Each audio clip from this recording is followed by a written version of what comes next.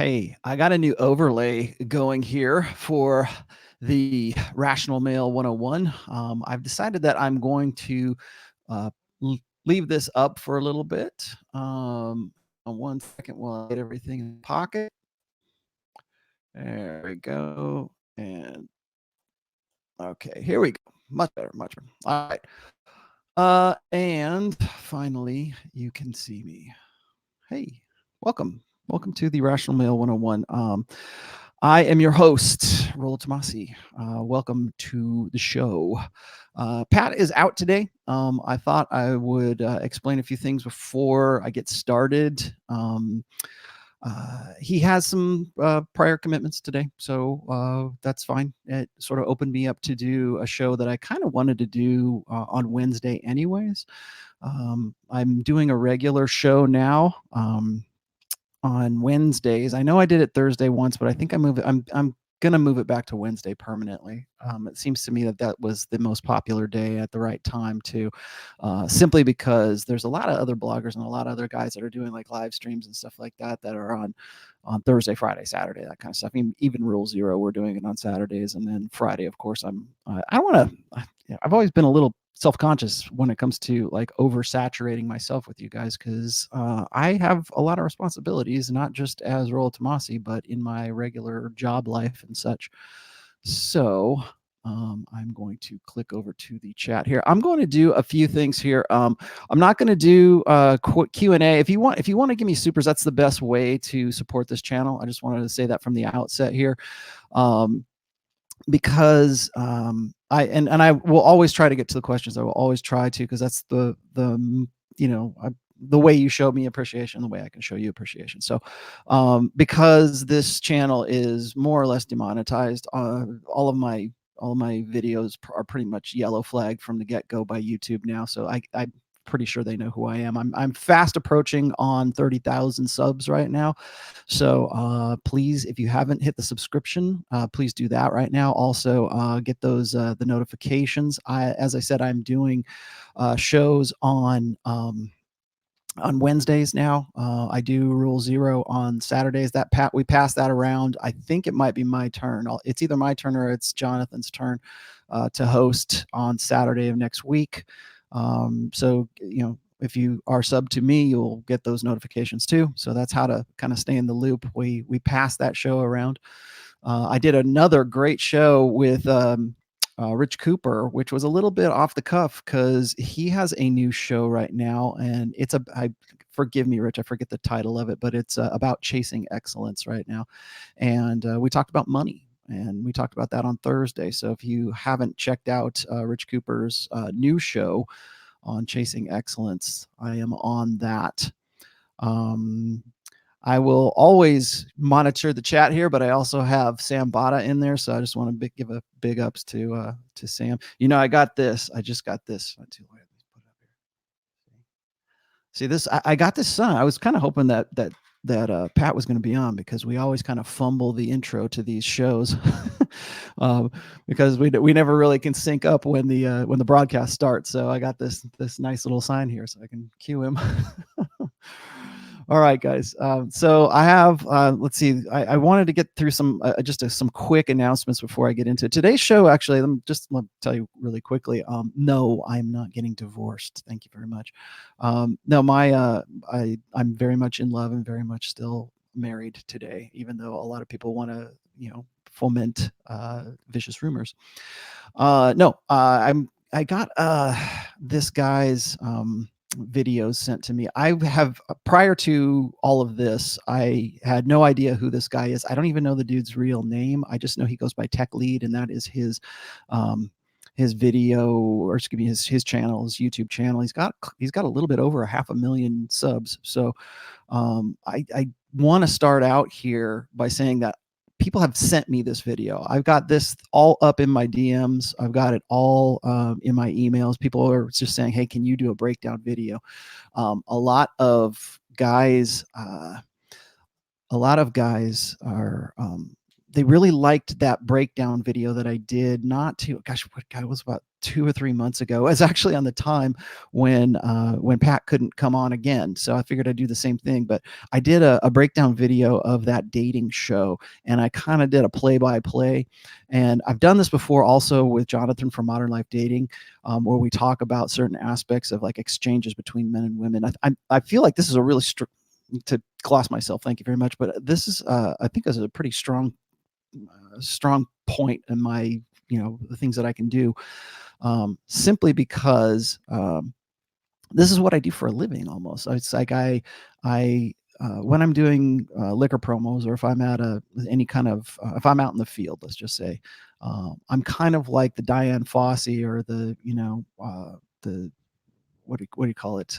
Gorillas in the mist kind of thing. I like to I people watch when I'm at these gigs, and I sort of have these conversations with myself and other people around about what I see going on at the same time. So it's kind of interesting to take that from what I've been doing for a very long time and then put it into a video format, and just sort of give you a play-by-play. I think it really helps guys to see this in real time. So I'm going to do a breakdown of TechLead's most recent video, which is on his divorce. His wife just left him. And I don't know if he's even in a divorce yet. He might be divorced. But back in August 1st, as a matter of fact, he put out a video saying that his wife had just left him. Now, this most recent video is from October 3rd. So I'm going to give you a little build up from the from the August 1st, where he makes the announcement, and then where he's at right now. And I think that there's a lot to learn from this. So before I even dig in too much here, I want to just say that I don't even know the guy. I got nothing against the guy, because when I do these, it seems like I'm making fun or I'm mocking. I'm not mocking. What I'm going to do here is I'm going to sort of dissect this so that people can see the rationales in real time, and how, when you are embedded and basically plugged into the matrix, when you are thinking about certain things, whether it's about women or life or even your work. He talks about your work. When a guy is that deeply conditioned by the blue pill, I think that as guys with the red pill lens, we're sensitive to it, but a lot of people aren't. So maybe you don't have quite the refinement of red pill, and maybe you're just sort of new to this red pill thing. Maybe you're just sort of new to my work or whatever. So I wanted to throw this out there. One other thing is also that I think a lot of guys, particularly like guys who are old school red pill, or they've been part of the red pill for a while, they see stuff like this, and then the natural inclination is to mock it. It is to make the guy feel bad. And I wanted to put this out from the very beginning here. I have an essay. It's called "Don't Hate the Beta," and I put that out there because so many guys were telling me that they gosh, you get me now. They were just all telling me that I sound negative when it comes to beta males, right? Or they don't like the red pill because it's not encouraging, or it's not it's not something that's building the guy up. And I want to just again say, I'm not doing this to disparage this guy. I just think that his outlook on this whole thing is very telling of a blue pill mindset. And if you're struggling with unplugging right now, if you don't know what any of this red pill stuff is, like, listen closely to this. If you're trying to unplug your friends, and I know a lot of people, once they become red pill, they kind of want to evangelize about it. They want to tell their friends, right? I mean, they want to sort of give that's what evangelism is, right? I mean, you want to tell the good news. You want to say, hey, look, I found this new way of looking at intersexual dynamics. I've sort of unplugged myself, and I'm hoping that you, my brother, my friend, my whatever, my father, I'm hoping that you guys can see the wisdom in this and unplug as well and live a better life as a result of it. Thanks, Hong Gang Lai, $10. Thank you for showing men the way out of the cave. That's funny that you should say that. I was just thinking about the allegory of the cave and the story that goes on around that. And I don't think that a lot of people really realize at the end of that story, they actually kill the guy that opened their eyes and showed them the bigger world. While they, who led the people out of the cave, they ended up killing the guy and going back to the cave. So something to keep in mind, but thank you for that $10. So anyways, I just wanted to say that my intent here is not to laugh at this guy, it's to educate here. So I'm going to, before I do, I'm going to tell you how I'm going to handle supers today, because I didn't finish my statement there. I will, if you have a statement, if you have some sort of analysis, or you have some sort of question about what it is that I'm talking about, or what Pat and I are talking about, and I think it's relevant to the conversation, I will do my best to prioritize that statement. And it doesn't necessarily even have to be a super, but if I see something that I think is adds to sort of the educational value of all of this, I'll put that up. I'll talk about that. If you have a super chat and you want to ask me how to get back with your girlfriend, or if you have some urgent personal problem, I will get to those supers at the end of the show. In fact, I'll actually have a Q&A at the end of all of this. But like those questions, please ask me those on a Wednesday.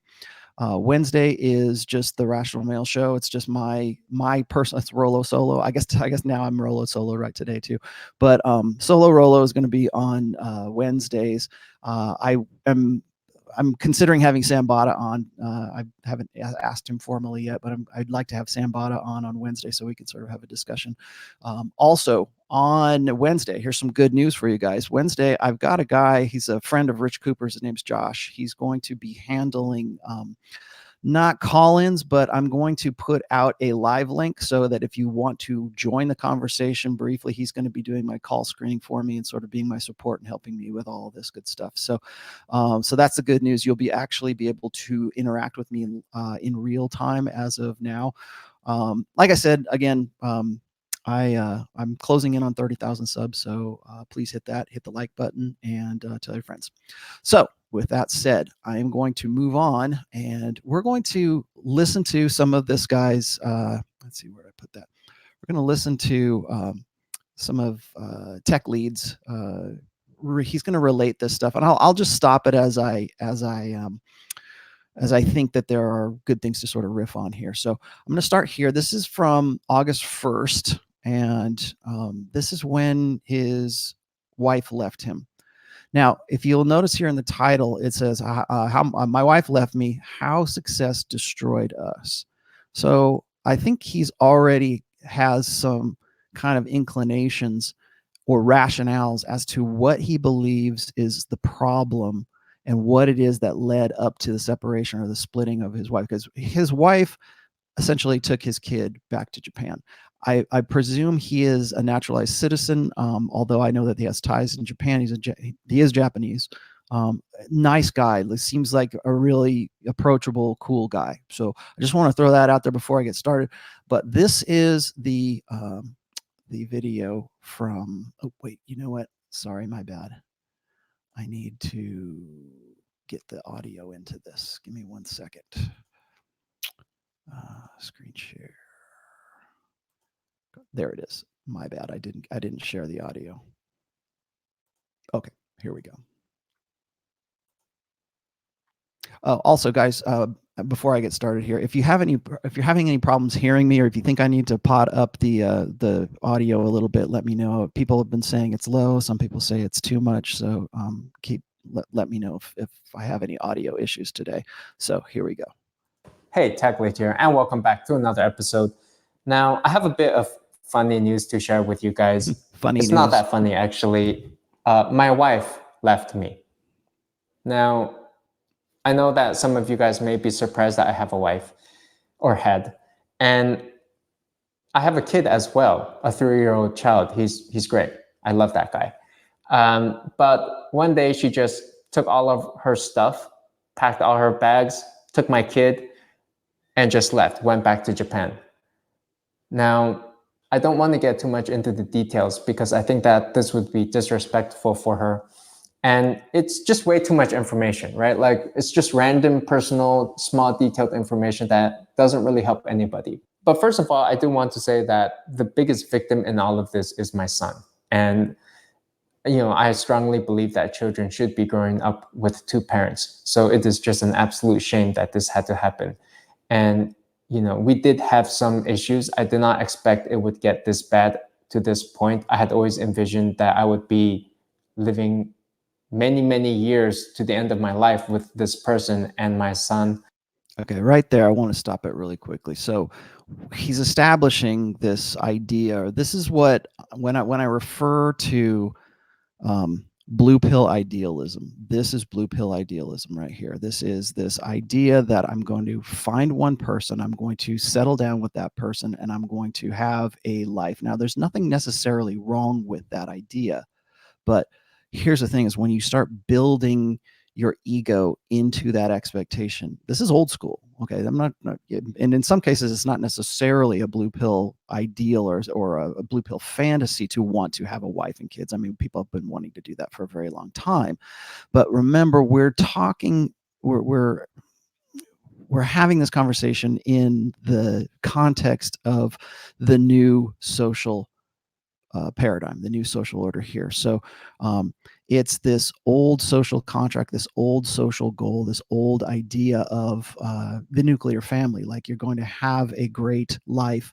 And yeah, thanks for that one, for Chris. Chris, yeah, don't let a woman bear the fruits of your labors. Well, in a sense, if you're going to have children, I think one of the ideas or preconceptions that most guys have is that if they have children, that it is going to be their kid. And this is one of the more tragic things that it's a reality, I think, that guys need to own up to, or to understand that in today, at least in Western social or in Western feminized social orders, the child is not yours. And I think that that's really sad to say, because a lot of guys want that kid to be theirs. Notice what she's just done here. She's taken the child to Japan. She's packed up her shit and she just jumped on a plane and she took the child to Japan. And he's not calling the police. He's not trying to, and you'll see the rest of this here. He's really kind of blaming himself for the split up.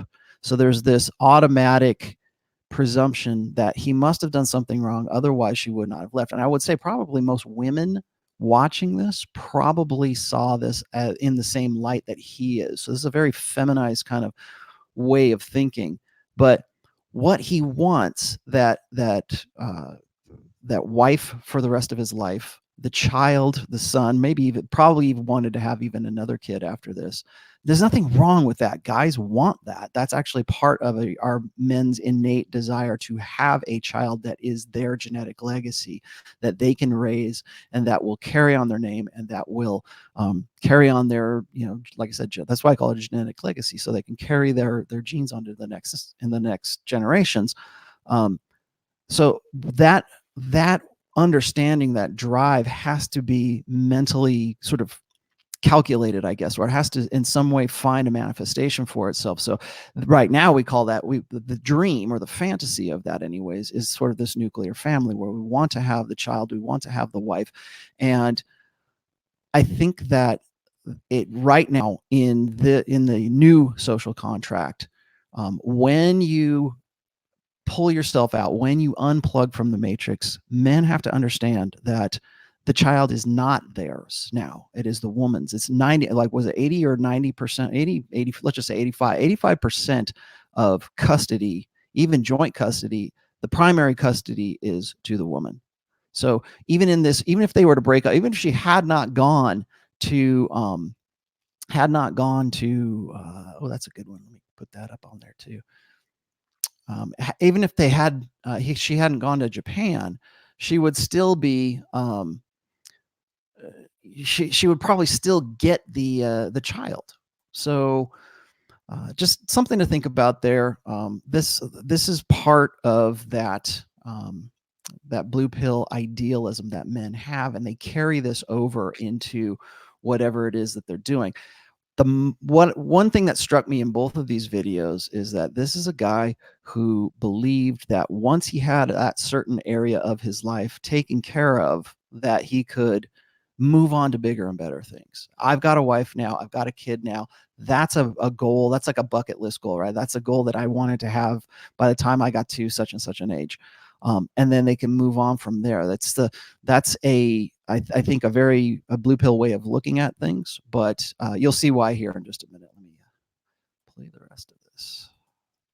And that it would just be a great family. But there were differences in culture, in value, in where people wanted to be. Her family was mostly over in Japan. I tried my absolute hardest to get this to work, and I left both of those people to the very end. Okay, so here he's still talking and still making rationales for himself, and I don't doubt that a lot of guys in his position, unless it is this very hostile, volatile relationship, most guys do exactly what this guy's doing. They blame themselves. They don't look at, and that's one of the reasons why I think that it's kind of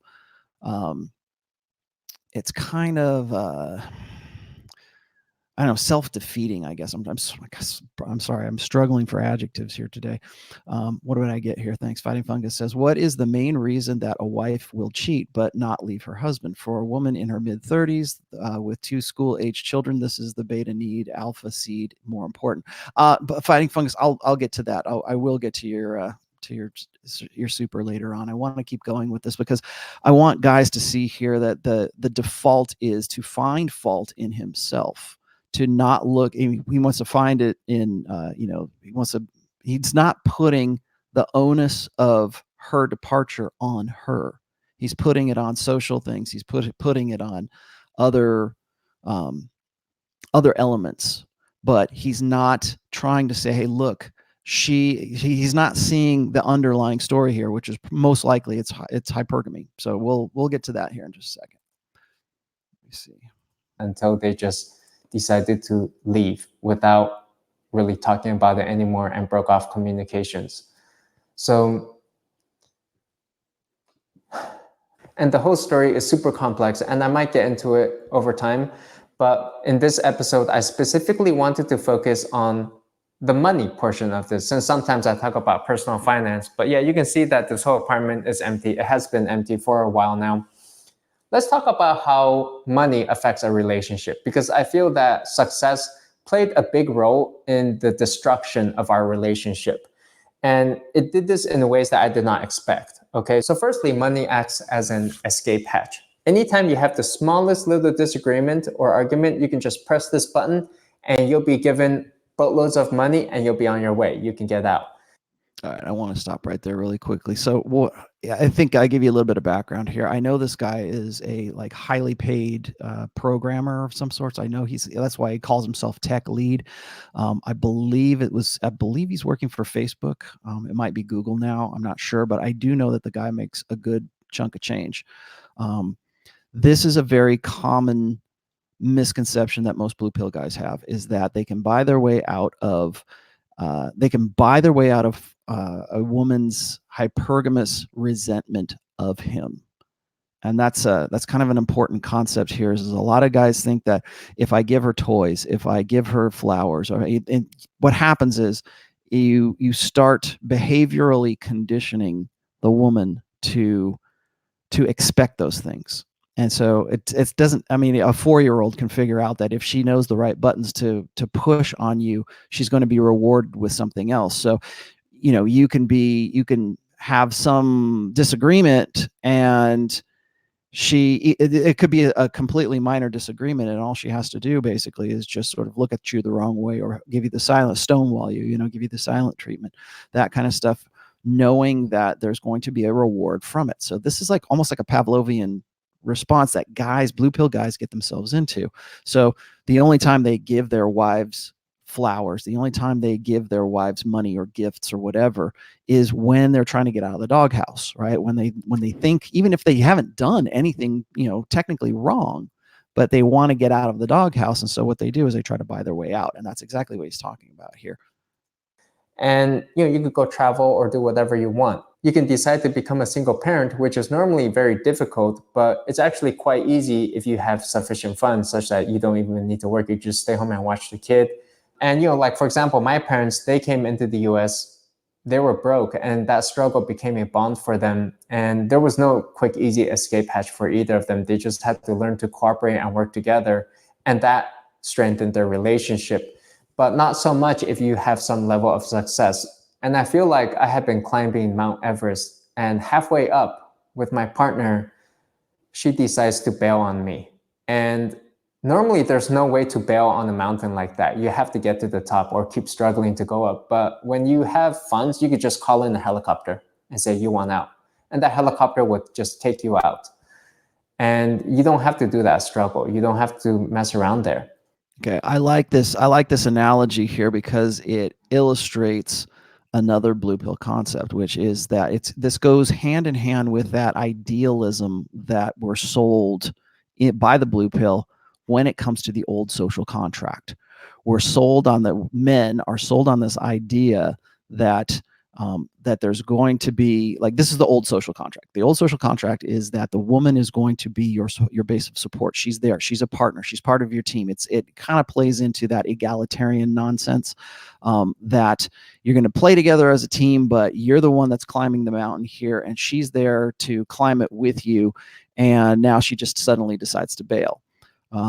If you notice what he's talking about here is he's made the comparison between his parents, who had no other choice but to climb the mountain together.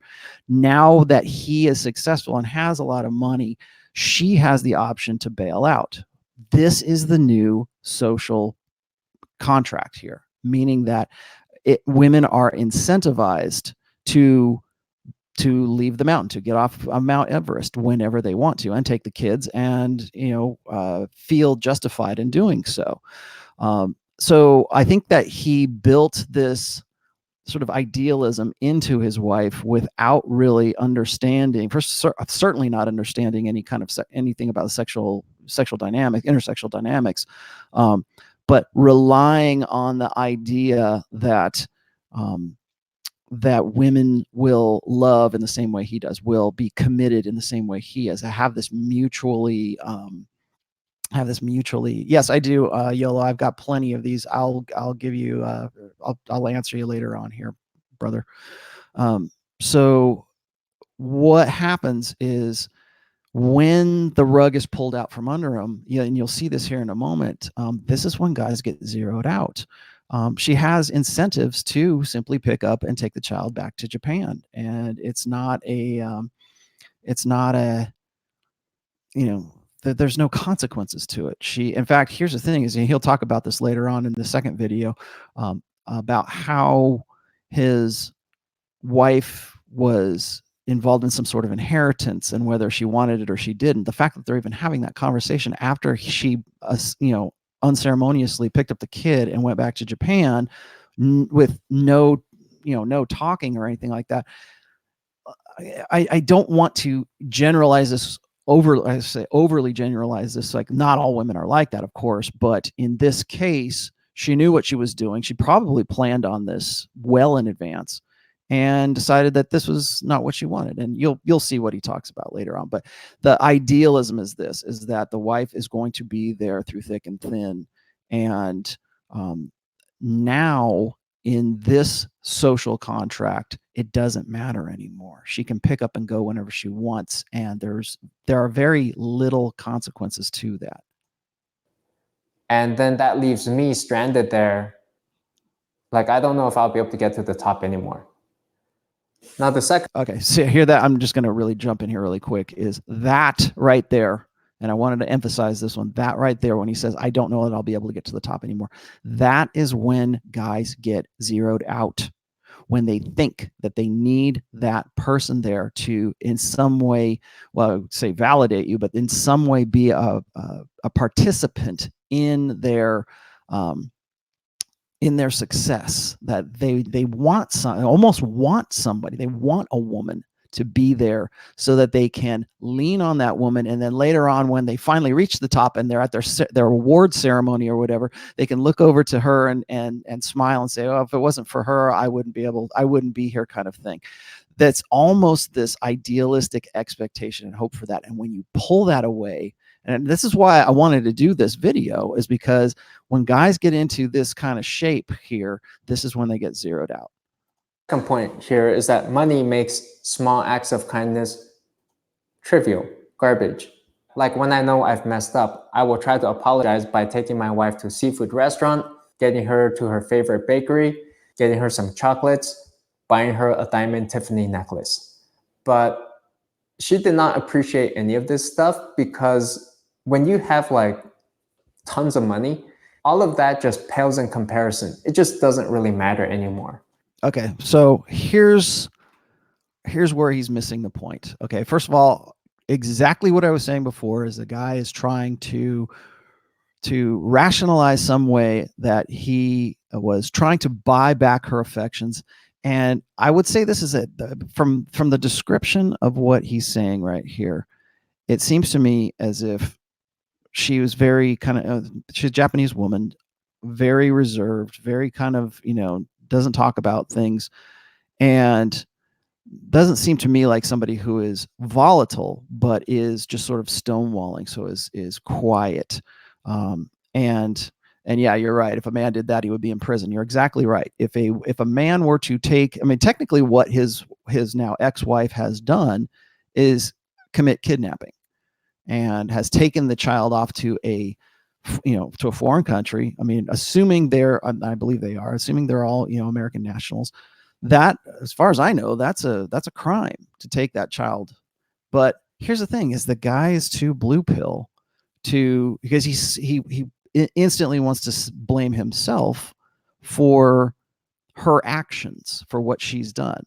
And it seems to me most likely she was we'll go back to the basics here. She's looking for the guy who is exciting, fun, is alpha, has that alpha seed side to her. The excitement she wants from the alpha side of her hypergamy is not being met, but it's met in spades on the beta buck side, obviously, because he's got a lot of money. And so he's not this dynamic guy. He's not this vibrant dude. He's not this no offense, man. I like this guy, but he doesn't strike me as the guy who is the spontaneous dude who's going to say, hey, let's go rock climbing on the weekend, just out of the blue kind of guy. He's not that dude. He's sensible, straightforward, wants to climb Mount Everest, and to his credit, wants to be a success in life. Great. But when all you are is beta bucks, women tend to look for nothing but the alpha side. That's already taken care of for this woman. And this is kind of true. This is almost kind of like a microcosm, I think, of where our social order is at right now, that women have that blue pill, beta bucks, provisioning, parental investment, all that side of hypergamy is met for them more or less through resource transfers, through men either paying alimony or just actually being a good dad, just being there, being a guy who puts in an honest day's work, gets an honest day's pay.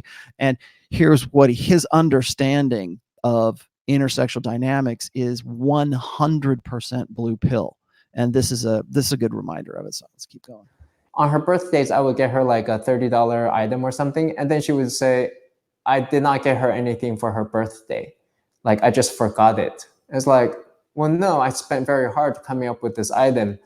But essentially what happens is that when I mess up, it's just very difficult for me to apologize, right? Through small acts of kindness. It needs to.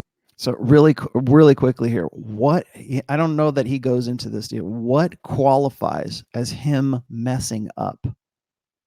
I mean, really, what could, knowing what I know about this guy right now, what could this guy have possibly done that would qualify as messing up? I think that's a key thing here. Is, what did he say? Something? Did he do something? Was he nailing another chick? Was he, what qualifies as messing up? And I still don't understand why he's really beating himself up over this, but he feels like the only way out is to buy something for her, again, this is the Pavlovian thing. When you only reward negative behavior, those rewards are associated with that negative behavior. To be to the level on the scale of success that I've reached. Like if Bill Gates were to buy you a $20 dinner, you would think he doesn't mean it. Does that mean anything to him?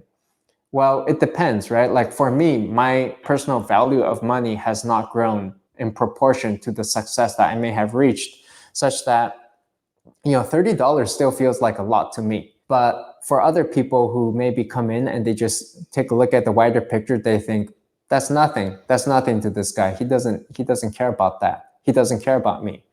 It essentially makes apologies extremely difficult, if not impossible to do, because... Okay, so I get what he's saying. I get what he says about like when you are talking about a guy who's exorbitantly rich, when they give you a $20 bill, it's like this dude could give you a $2 million bill.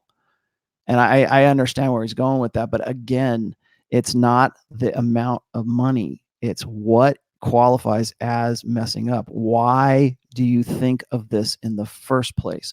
Why does it come into your brain to say, oops, I think I said something wrong. She's acting sulky. She's not talking to me. She's not having sex with me. She's not, she's, is not being, I'm not getting any affection. I'm not getting any attention. I must have done something wrong.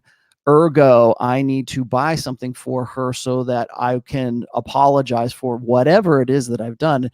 A lot of blue pill beta guys do this, is they second guess themselves all the time. And once you do that enough, you default to that all the time. You will say, okay, well, I guess I goofed. Remember how I always talk about that? I've talked about this with Pat before, is a lot of guys, particularly blue pill guys, will self-deprecate. They believe this. They believe that if they build their woman up by tearing themselves down, that it will in some way endear them to their wives or to their women. So what's the first thing out of their mouth when they're they're introducing their wives or whatever to a group of people, is they'll say, this is my better half. I can't believe she would go out with a schmuck like me. I can't believe, she's just so sweet. She's just my angel from heaven. I can't believe that, she would lower herself to in any way, associate with me. And so when you get into that idea of self-deprecation, you start, first of all, you start to believe that, because that's your sort of self-conversation with yourself, is like, I need to be less so that she could be more, because if I do that, then she'll appreciate me that much more. But women don't like that. They see through that, but they also remember that a woman's ego is associated with the man that she is with. So if you're a loser that nobody wants to get, I mean, remember, women want to get with a guy that other men want to be and other women want to have sex with. And if you're constantly telling other people and third parties all the time that you aren't that guy, you're telling her hypergamous doubt. Remember what we said about how hypergamy is based on doubt. If you're answering that question for her, which is this the best? Is this guy the best I can do? Every time you self-deprecate, that's answering that question for her. Yes, confirmed. He is not the best you can do. What else is out there? How and of course, what happens then is when you are doing that, women, their subconscious, their hindbrains tend to find ways to manifest a way out of the situation or a way out of being paired with you, whether that means cheating on you or putting out some sort of flirtatious or inviting Instagram. Maybe she becomes really addicted to Instagram or social media, that kind of stuff. There's ways that women will manifest the understanding that she's not with the guy that she could do the best with. And if you're constantly reinforcing that for her, then what else is she going to think? So it becomes this negative feedback loop until you get to a breaking point, until you go, you know what? I can do better. I can live a better life apart from this guy. And now I'm going to make that choice, and now I'm going to do that. Usually that happens up here before it happens out here. So women will make this decision to leave you long before the actual act. I mean, leaving you is just a formality at that point. It's like she's already sort of broken up with you and is already making preparations to do that. I mean, think about this. She picked up all her stuff and moved to Japan. And he seems to be in some way shocked by this. Well, that takes a lot of preparation. There's plane tickets to buy, and to do so without his knowledge, to surprise him, to spring it on him. Now, the guy doesn't seem like an asshole. He doesn't seem like he beat her up or anything like that. It's not a hostile situation on his part. But look at the actions. Look at what she had to do to initiate all of this stuff. Small acts of kindness, words, just carry no weight at that point. Yeah. Okay. My name is Scott Harris. Out of here. Just listen. This is okay. Let's move on. The other thing is that it made the best thing about me, the defining factor about me, my financial success, right? Mm-hmm. It's very difficult to ignore. It's the biggest elephant in the room. And, I don't consider my wife to be a gold digger by any means. I wouldn't have married her otherwise. But there would just be moments where it would seem like, well, my funny personality, my charm, it just carries no weight next to the best thing about me, which is that I'm successful. Okay. So here's when we talk about what are the elements that attract women, when we talk about like looks, when we talk about game, when we talk about affluence, which affluence I count as money and status, this guy has that down. He's got affluence. So when guys tell me, oh, all you got to do is have a lot of money.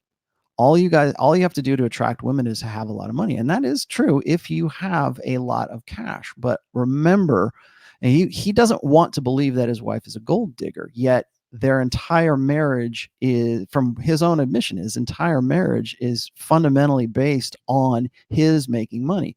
If he wasn't making a lot of money, there's nothing else there for the guy, because he certainly doesn't understand. He definitely did. He fell into her frame. She's gone. Lewis, thanks. He fell into her frame. She's gone, and he's still in her frame. That's when you know a guy is entirely plugged in to the matrix. He's entirely, you can't pull him out of that.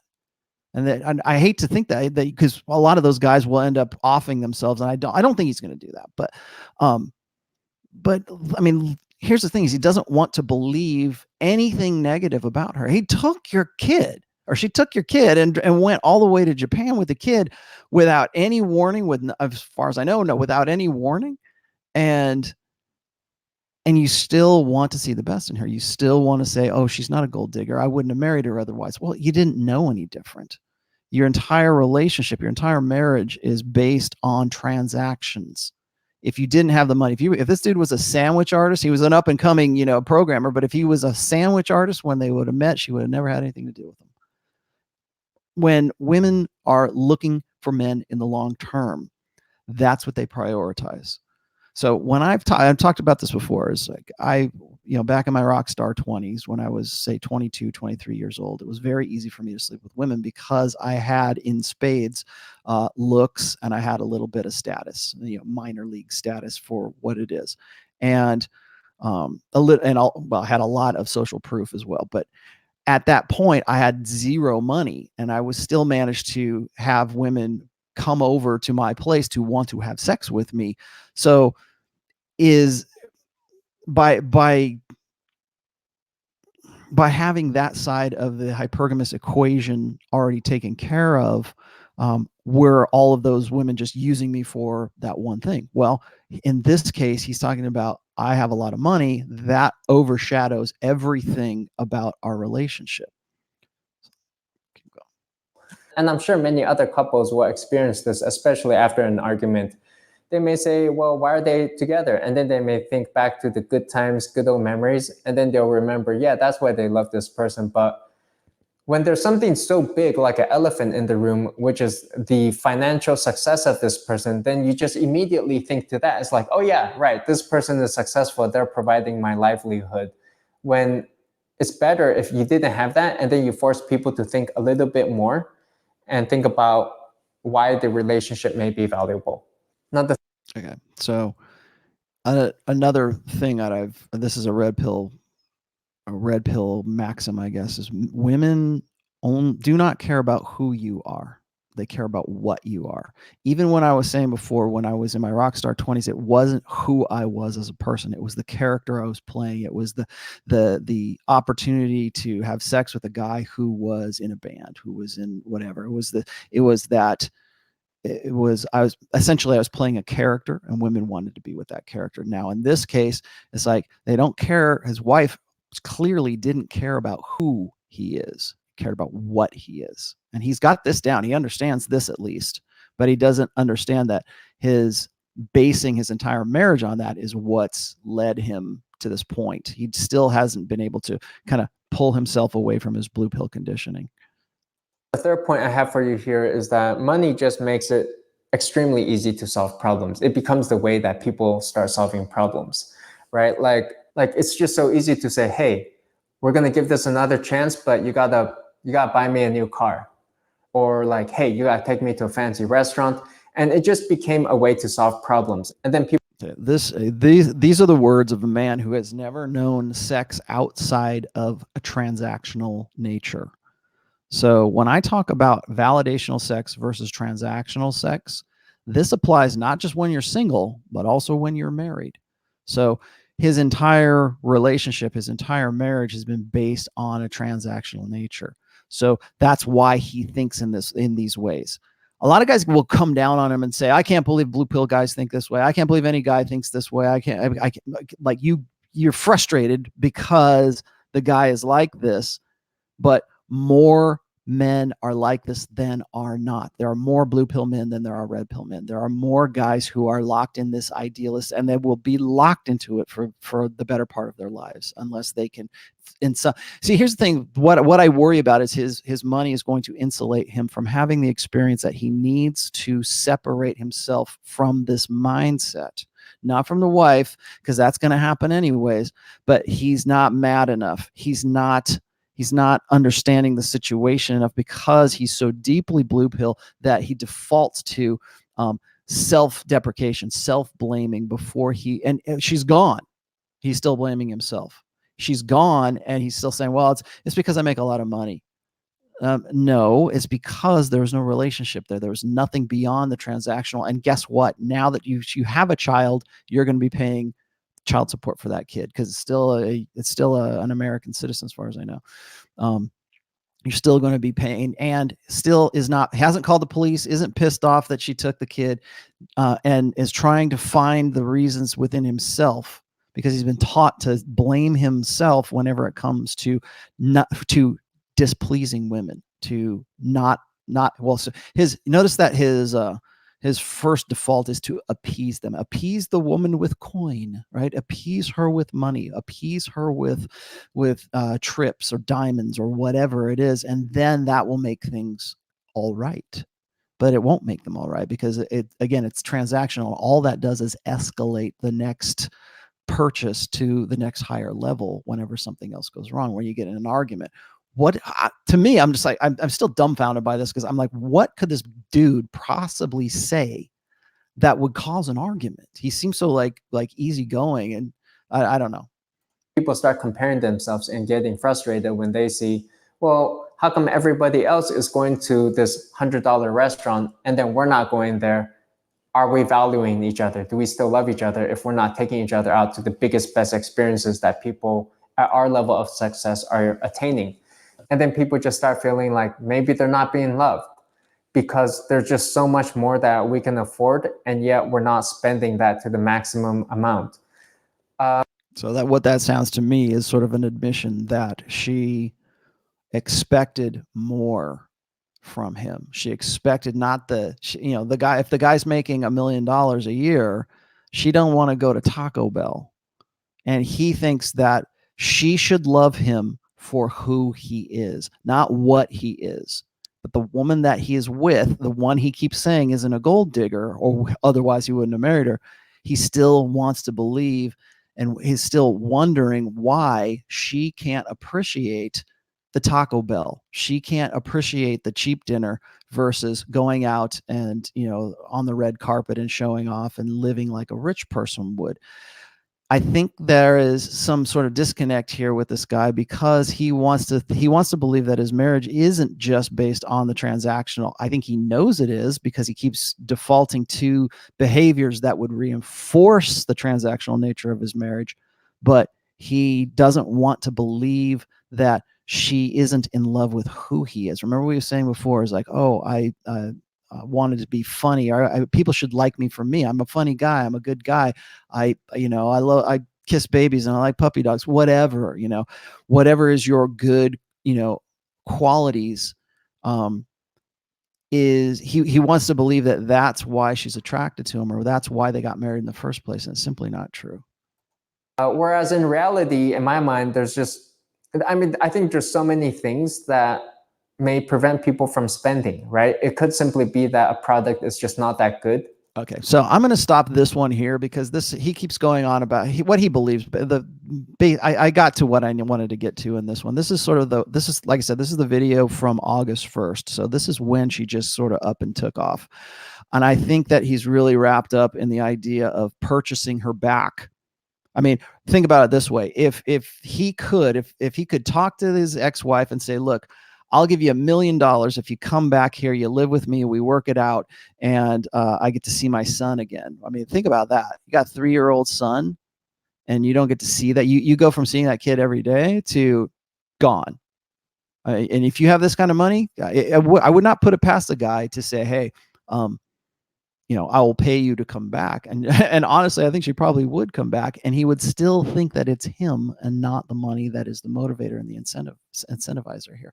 So that's the first one I'm going to show you right there. There's another one here. Then this is the most recent video. I wanted to make sure that I get to this as well. Let me blow back through a couple of these. I saw some pretty good supers before I. Okay, Richard Allen, thanks. He says, thank you, Rollo. This is exactly why us men need to understand your sexual dynamics. Exactly.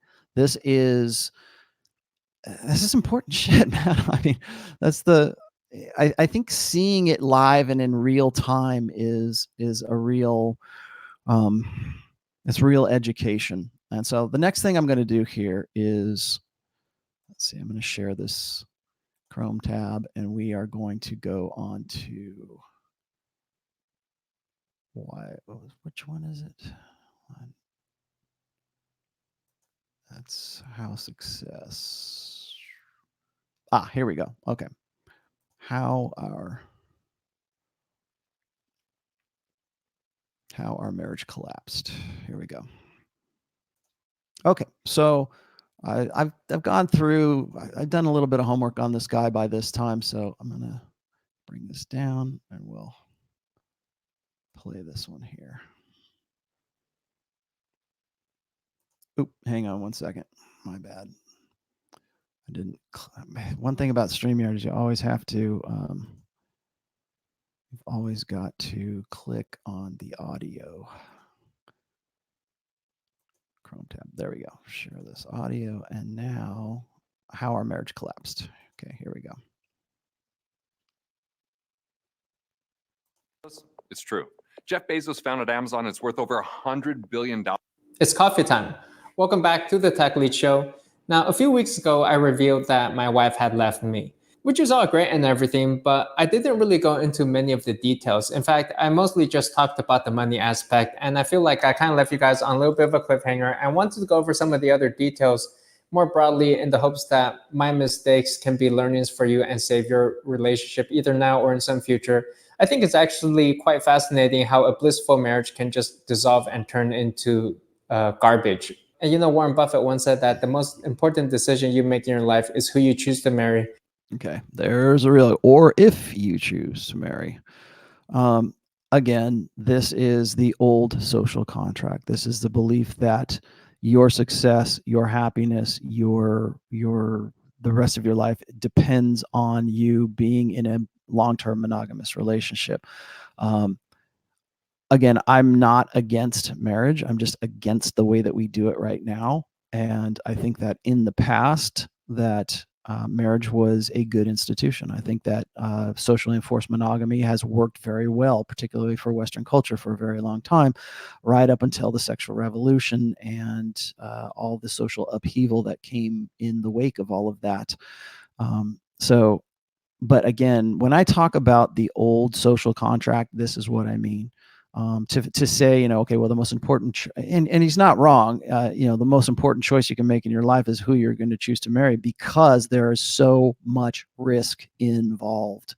There is so much downside for guys in this. And I know we'll see like article after article saying, it's better if people marry, men live longer lives, they make more money, and they want to sell it based on these material benefits that only exist because in the state of marriage, a guy is not motivated to work the same as he would if he didn't have kids or he didn't have a wife.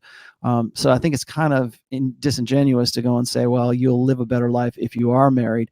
Not if you pick the wrong person. And he's right about that, because it could zero you out. It could destroy your life. That's why the red pill is so damn important. And now I know I've always said, hey, I want to help guys out. I want to keep the noose off these guys' necks. But understanding intersexual dynamics is literally a life or death proposition. Kill that. Which is absolutely true. It is the foundation for your happiness. When I look back and think about all the savings that we had, discounts, deals, coupons, birthday presents, Christmas, holidays, vacations, time spent arguing with each other, talking, working things out in the hopes that we could save the relationship, literally thousands of hours spent. Okay, all of that is a perfect example of negotiating desire. When he's in the previous video, when he's trying to buy and appease her with money, when he's trying to buy her affections, when he's trying to buy her, really her genuine desire, what he's doing is he's trying to negotiate, in this case with money, he's trying to negotiate her actually wanting to be with him, actually appreciating who he is as a man, who he is as a person. So I'm stressing this right here because this is one more example of guys who negotiate desire. When people ask me about genuine desire, when they ask me about why would you go to a marriage counselor? The marriage counseling is like the last stop before toll. Why? Well, because it is a formalized way of negotiating desire for women. If a woman has no genuine desire for you whatsoever, any kind of negotiation that you have, oh, hey, tell you what, I'm going to go buy you an expensive dinner. I'm going to go buy you a diamond tennis bracelet. I'm going to go whatever. That is negotiation. That's literally negotiation, because it's like saying, I'm going to buy you this stuff and you're going to like me again and you're going to want me again. And blue pill guys don't understand this. That's why they particularly now imagine you're blue pill and you don't have the funds to do something like that. You might want to go to a counselor and say, okay, well, I'll go and I'll find other ways to make that transactional nature work. I'll go do more chores. That's how you get chore play. I'll go do the dishes more, and then you'll have sex with me. Okay, sound good? Okay, we're gonna have sex on Tuesday nights. It's gonna be at 8:30, and I'm gonna do the dishes every night for a week. And then when you come home on Tuesday, we're gonna have sex, and that's gonna be great. And you're gonna want me. And what that does is that establishes this idea that she has obligated to have sex. She's obligated to feel desire for this guy, and that creates resentment.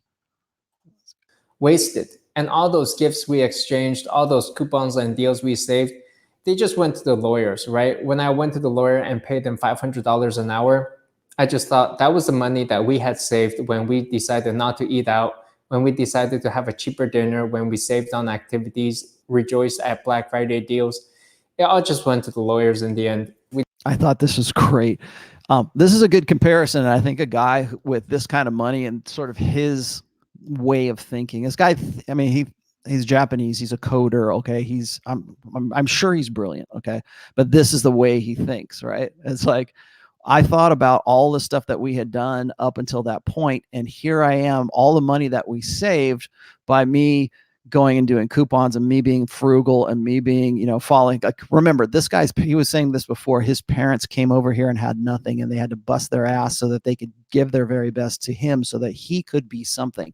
Now he is something, but he still has those values that are embedded into him that's saying, look, it's good to have a lot of money. It's good to have this success, but we're still going to use coupons. We're still going to go to Black Friday deals. We're still going to be in some way frugal. This is a guy who's, that's part of his personality, is to have that frugality, I guess.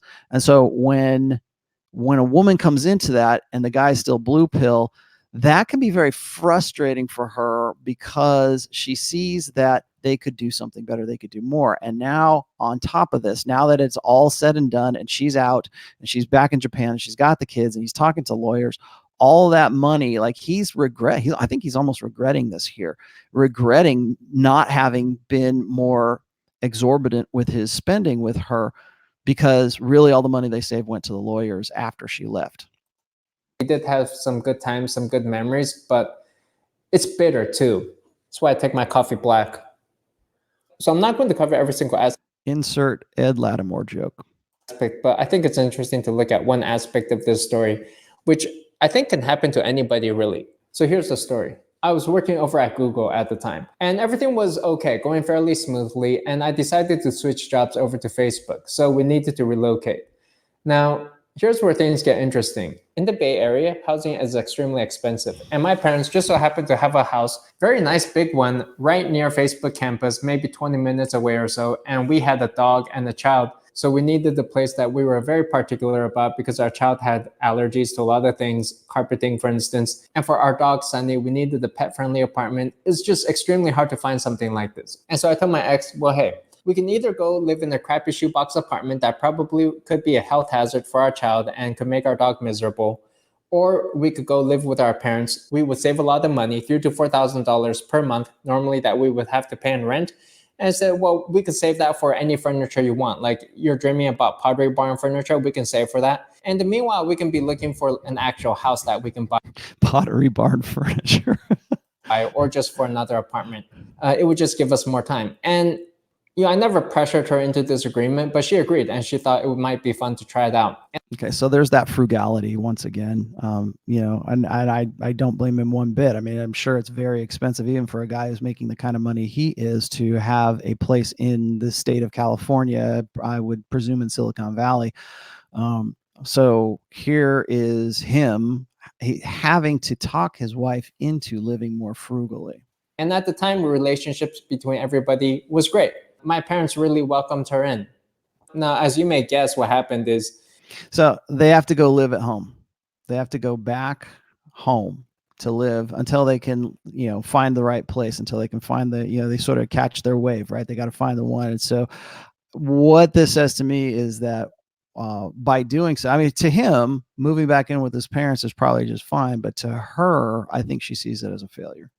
In-law relationships, they never seem to go quite as well as planned. I don't know why. It could just be nature. But over the course of a few weeks, my in-laws and my wife, they just weren't getting along. They were rubbing each other the wrong way. They were perhaps trying to dominate each other. This is a good observation. Pat and I have talked about this before, about how important it is to, if you're going to start a family, if you're going to be with a woman, is to choose a woman, like part of her, if you're going to quote unquote vet for a woman, you need to vet for family. Most guys don't vet. They simply, it's not something that they want to believe the best. Like this guy probably wanted to believe the best, and they don't really do any vetting as it is. So, again, it seems like a failure. I do think that there is something to this. I think that there's probably some sort of evolved dynamic that repulses in-laws away from, from whoever the married partner happens to be. And I think this is more so with women than like your wife and mothers more than anything else. Because I think there's this idea that, like, guys will ask me this all the time. They will say, why do women who are single mothers raise their sons to be such betas? Why is that? You would think it'd be the other way around. You would think they would want them to be these alpha male guys, but most often, especially if you know any of these women, if you follow any of the sort of the mommy blogs that are out there, it seems overwhelmingly that women are raising their kids to be beta males. And I think that, first of all, what she's doing is I've said this before, is that women will raise the boy to be the man that the asshole alpha that she had sex with and couldn't lock down, but as the father of the child, she'll try to turn him into the opposite of the asshole father, or she will have a preconception of whatever quote unquote toxic masculinity is, and try to instill in him whatever it is that she sees as the most problematic there. Even though she happens to be attracted to it and can't get enough of the bad boys, she doesn't want her son to be a bad boy.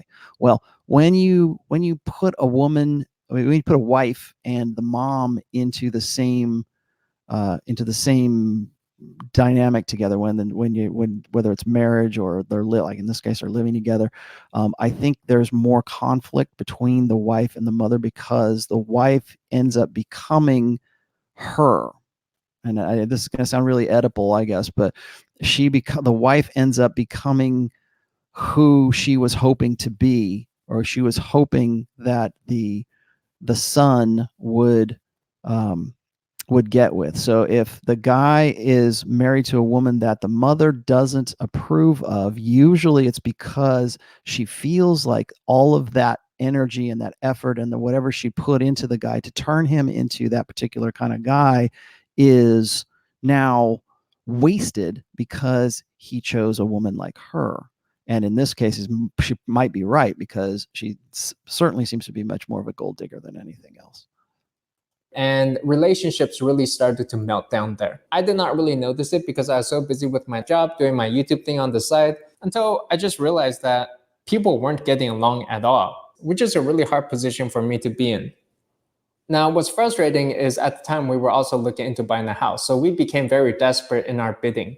Like, we would bid on houses that may be completely burned down. And then we'd say, well, we can just renovate it. And, these are expensive houses in the Bay Area. We would bid beyond our range and say, well, maybe we can rent out half of the house and recover some of our costs that way. It just didn't feel like these decisions were really that rational. And meanwhile, the apartment hunting, that just wasn't going so well. We tried, but we're quite picky in what we're looking for. Now, to make matters worse, in my opinion, my ex started making decisions that were not safe for our child. Because relationships were not good at home, she would take our son and just drive him around all day. It surprised me one day when I realized that as soon as I left for work, she left too. And then when I came back from work, she would come back a little bit later. That's interesting, that she was so stressed wherever she was in that house that she would just literally take the child, drive around all day, and then come back. And she would have been out the whole day with my kid. And I just felt that wasn't so safe. So I complained about this, and she decided one day that she would go over to Japan. And she took my son over there, and I thought, okay, fine, they're going to go on a little vacation trip. While she was out, she actually told me that she would not come back until I could secure another place for her. So I began scrambling. And okay, so that's an ultimatum right there. I'm not coming. I'm going to take the kid. Now, don't think for a second that this was just some sort of spontaneous decision on her part.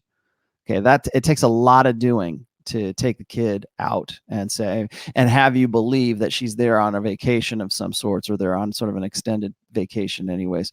So this was part of her giving him an ultimatum, saying, look, if you don't do these things, it's again what he was talking about earlier about the climbing Mount Everest and all that good stuff. He's not wrong about that, because here's where she bails out on him. Here's where she decides to pull away that support that she had given to the guy. And what I see here, this is where the problem starts, right? So she's giving him an ultimatum, saying, now imagine this, as much money as this guy is making, they're talking about making decisions living in Silicon Valley, right?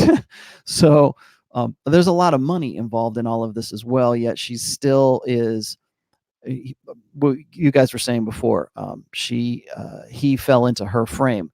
And so you can still see, even right now, he's still in her frame, just what the way he's talking about all of this.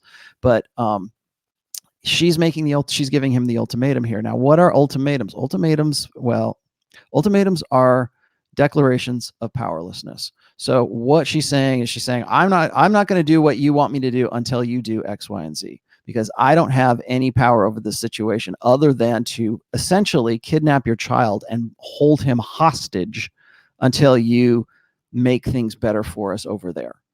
Now, does that sound like somebody who is egalitarian? Does that sound like somebody who's not a gold digger? Does that sound like somebody who's playing on your team? I'll tell you about the team dynamic here in just a second, but I want to keep going here. And looking at houses that I could buy.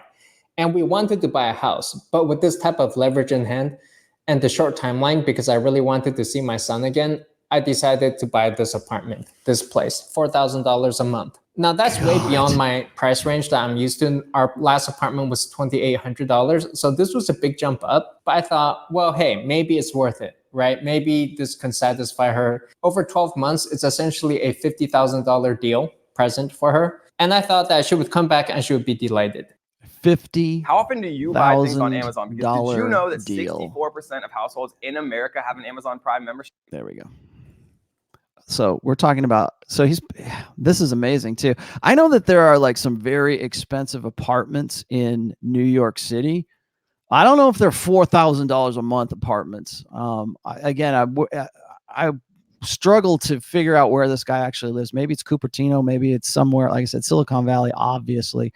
And yet it is still not enough. It is still, it's still not perfect, right? It's still not, there's something still wrong here. Unfortunately, when she came back, she was still embittered and angry at my parents and decided to cut my whole side of the family off. Okay. This is what I expect from borderline personality disordered women. I don't know for sure that that's what this woman has, but this is an isolation tactic. Maybe you could say, well, she was just sick and tired of living at home with his parents while they're trying to negotiate a $4,000 a month apartment. But she's decided that she wants to cut him off and cut that out. This right here is indicative of her planning her escape, her planning to get out of there. So now right now he's living in a $4,000 a month apartment with no kids and no wife and probably no dog. So yeah. Which is okay. Like I can try to work with that. But it became strange when she started inviting her side of the family over. She would invite her mother over, and then we would be doing vacation trips, and just started not feeling really fair. And I realized in-laws don't have the best relationships. That's fine. I'm not asking for anybody to be best buddies here. But I think that people need to have some workable relationship, at least be on talking terms here. Now, there are some people who would cut off their in-laws, which I wouldn't really recommend. I think people should just be happy and love each other. Yeah, there we go. People should just be happy and love each other. Wouldn't that be great? If we could all just get along. That's, you guys, I talk about this all the time when I talk about the differences between concepts of love that men have and women have. And men's concept of love is idealistic. This guy is just oozing idealism right here, and he's in a really tough spot, and I think he's probably struggling with the reality of this versus the idealism that he's holding right now. So he idealistically wants a wife. He idealistically wants to, till death do us part. Idealistically wants to believe that she's not a gold digger. Idealistically can't believe that she would in any way blackmail him with his child from as far away as Japan, is now isolating him from his family while only insisting on her family being the primary, I guess, or primary frame. So you're 100% right. He's entirely in her frame at this point. But he still is approaching he wants very desperately for this woman to love him for who he is, not what he is. And unfortunately, he's in a bad situation right now. He's still, I hope he doesn't get zeroed out. I really do. Life is so short as it is, and everybody is suffering. So just make it a better place. But besides the emotional hurt it causes from taking away somebody's grandchild, there are also issues with wealth management, inheritance. So since my ex-wife decided to cut off my parents, and coincidentally at the same time my parents were setting up a living trust in which funds would go through me and into her, I asked my ex-wife what we should do about the inheritance. And it's pretty sizable because my parents they've done well in their life as well. She actually said she didn't want any part of that inheritance. She wanted to be out of that will. That required me to start looking into setting up like a living trust, which is just another complete hassle and pain to get through. Not to mention, I did not personally like the idea of, like, let's say I suddenly die. All of my assets would probably just disappear and go into Japan. My ex-wife and our son, she would just take him into Japan and they would never see or talk to my family ever again. They would just disappear into that. So like that right there is concerning.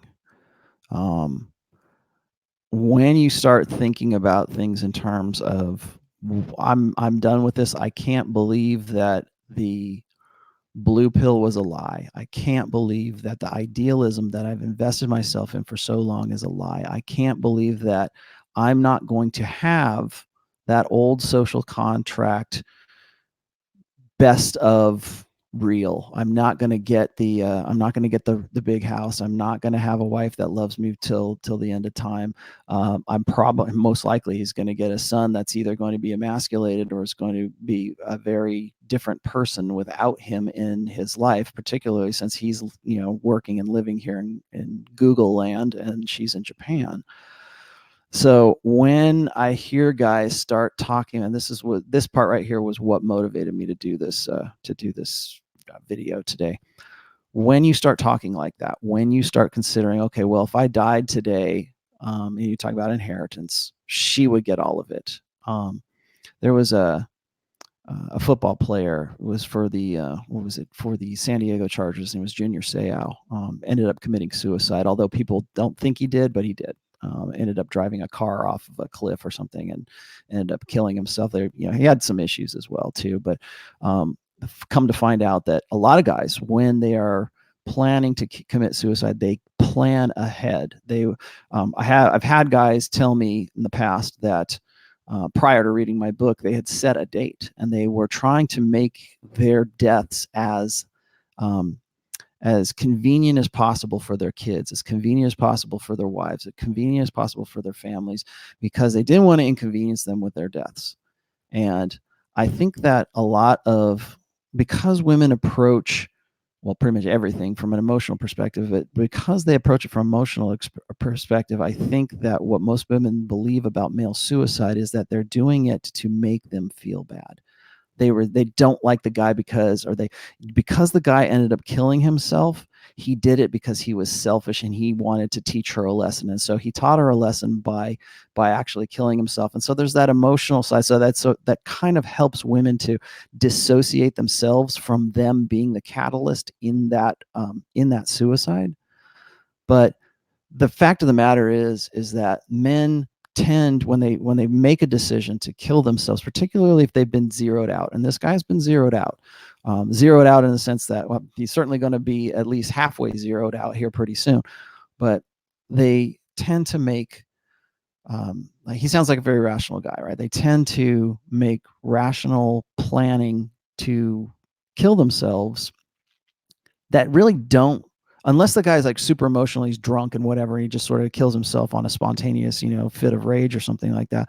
But most guys don't do that. They get zeroed out. They're looking down the barrel of a gun. They're looking down the long-term barrel of not being able to get to the top of Mount Everest, of not having the wife, sipping lemonade on the front porch when they're 80 years old. He's looking at a life that is not what he wanted it to be. And he thought that if he just worked more, if he just made more money, if he could just keep up with whatever her demands were, that he could get back to that there was going to be some, if he even had it ever at all, that there's some way to purchase that. There's some way to get from a woman who views him as a views his affections and views him as a person in a transactional manner rather than in a more human manner and a more,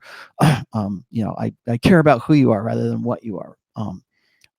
Remember, when I talk about idealism and I talk about women or men being idealistic lovers, whereas women are opportunistic lovers, this is what I'm talking about right here. Now, I'm not saying every single woman is like this, okay? Obviously, they're not. But women will not allow themselves to get into to develop emotional investments with a guy who does not in some way check off at least a few of the important boxes on her hypergamous checklist. The guy had to have some things that made her want to date him, that made her want to marry him, that made her want to have a child with him. So there had to be something along the way. There had to be something that he clicked. So she does not, and now this is if she ever even had an emotional investment in the guy. It sounds to me like she has no emotional investment in this guy. And I feel for the guy because he's still stuck in that male idealism, which is, and he said this on another reason I wanted to do this. He said this on many occasions throughout these two videos, is you can tell that he still holds to that idealistic nature of love. He still thinks that that's possible, that if he does the right things, if he jumps to the right hoops, if he qualifies, if he can find some way to qualify, then he'll get to that perfect old social contract marriage that he was hoping he still believes is possible, because men approach love from an idealistic perspective. And this is that idealism right here. It's, I believe in what is possible. Even like he was just saying, I think, that life is short and we're all suffering and people should just get along. Can't we all just get along? How he was hoping for this sort of idyllic relationship between her parents and his parents. Again, part of that idealistic nature that men have. And in blue pill men, in beta men, this is much more pronounced. So when we talk about like dark triad personality traits in men, why are those attractive? Well, those are attractive because they're aspects of men that are rare. Most men are like this guy. And I wish I could get that past guys' heads. Now, maybe not to this extreme, but we've talked about how 80% of men are betas, 80% at least. Okay, right? We talk about the 80-20 rule. Ryan was talking about this on his show yesterday about how 20% of guys are nailing 80% of women. That's not it. Here's how hypergamy works. Hypergamy works like this: is that 100% of women want to get with that top 20% of guys. That's how it works. It's not 80%, and even those guys who are in that 20, that doesn't necessarily, let's just say they're the alpha 20%. Within that demographic, that doesn't necessarily mean that all 20% of those guys are nailing, 80% of women or whatever it is, whatever percentage you want. It doesn't mean that. Most of those guys don't even believe in that, right? Because we teach men about monogamy. We teach men that it's right and it's good for them to be with one man, one woman, he just like this guy, right? He wants to have an idyllic relationship. And he's running headlong. This is really, this whole event is him running headlong into the new social contract while still believing in the old social contract. I'm pretty sure his parents, who came over here from Japan and had nothing, instilled in him the idea that he could have what they had, that he can in some way have a woman that's going to be his complement, not his equal, his complement. The one who's going to support him is going to be a good mother, who's going to it doesn't matter that she's eating Taco Bell and they're trying to be frugal, and even though he has a lot of money, he still spends a lot of money. Clearly he spends a lot of money. So what I want you guys to sort of take away from all of this is that this is the conflict that I'm talking about. It's the idealistic nature of men and their concept of love versus women's opportunistic nature of love. And again, I use the term opportunism, and a lot of women will lose their minds. They'll go, I can't believe you think that we're just like all money hungry and money grubbers and everything. No, that's not it. What I'm saying is that because of women's mating strategy, which is inspired by their own biology. Because of that, it gives women proclivities to look for the very best in the guy that they can get.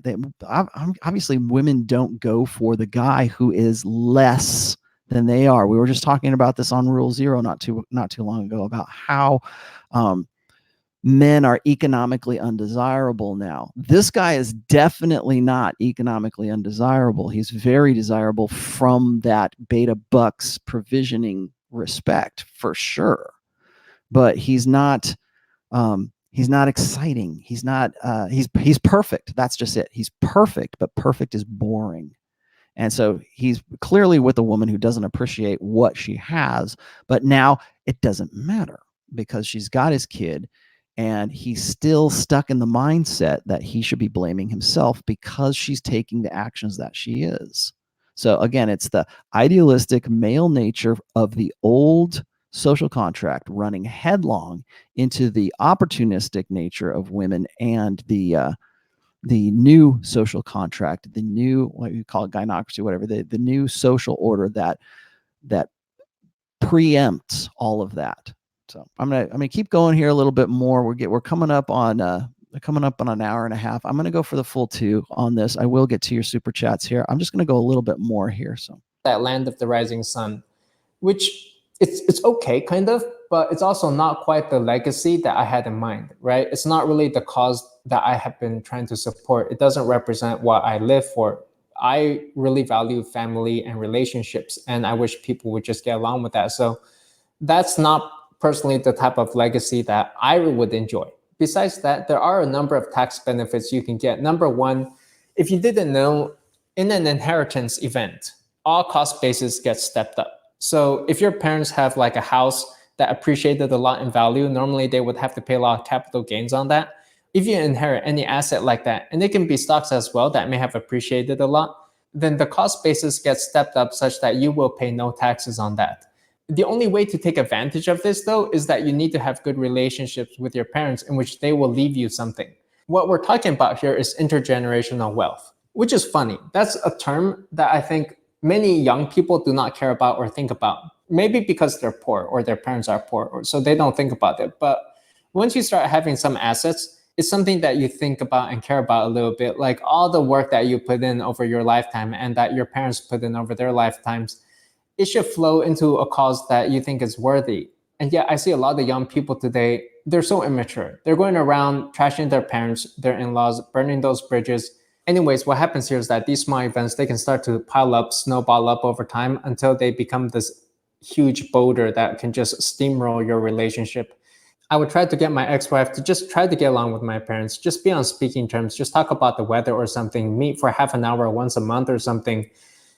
There's just nothing I could do to convince her to do that. And this is where my success actually seemed to make things worse, because I would try offering her fancy dinners, jewelry, presents. Nothing would change her mind. And I want to clarify that in the relationship, I don't feel that there was any malice or ill will.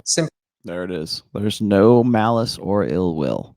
Yes, but there's no passion. There's nothing else there. It's like there's nothing else to the relationship. It's all transactional all the time. People weren't getting along because there were differences in communication style and values as well.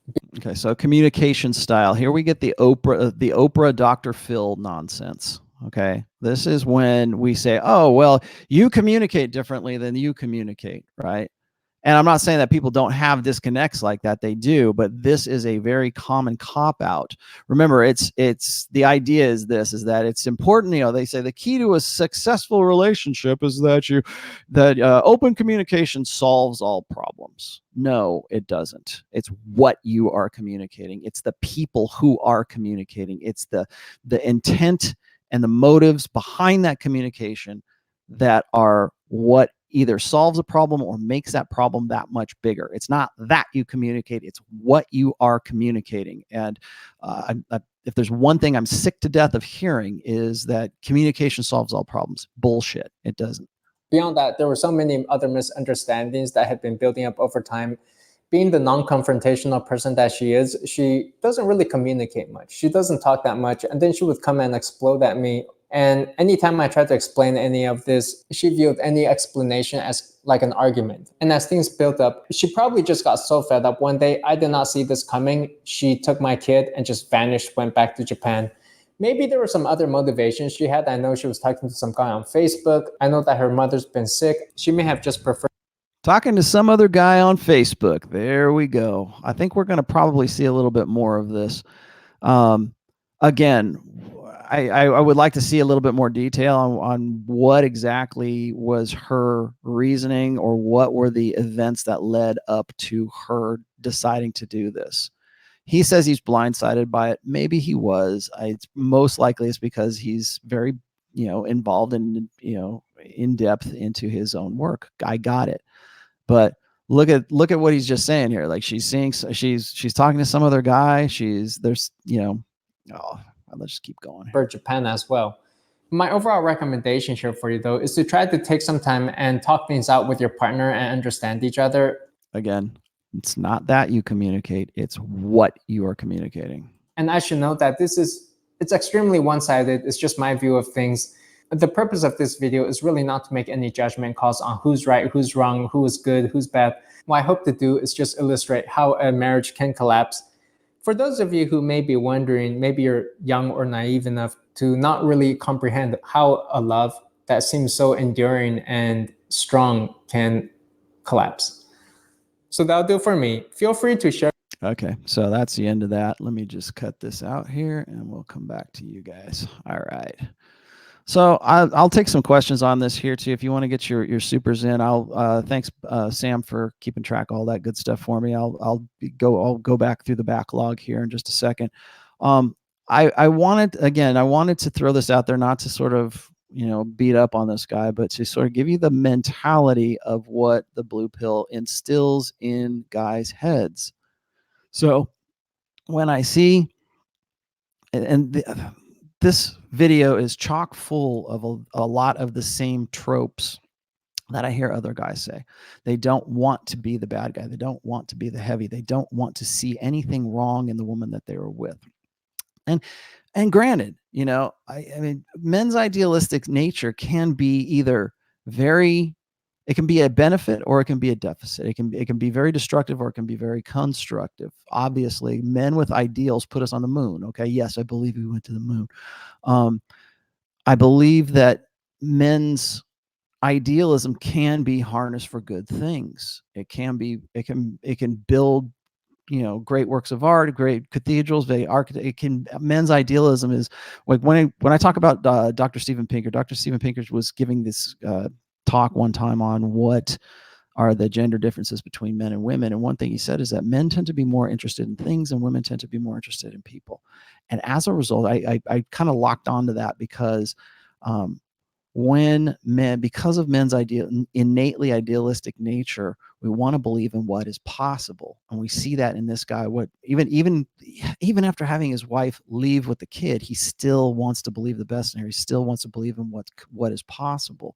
And great, man, awesome day. I'm glad you have a positivity that is that's above this right now, but don't let that idealism blind you to a lesson that you need to learn. A lesson here is that you don't know anything about intersexual dynamics. You don't know anything about the nature of women. You have a lot of money. You're definitely economically viable. You're economically attractive right now. And most women, according to the stats in the last Rule Zero show we did, most women want a guy who makes somewhere right around 58% more than they do. And that makes them their equal, right?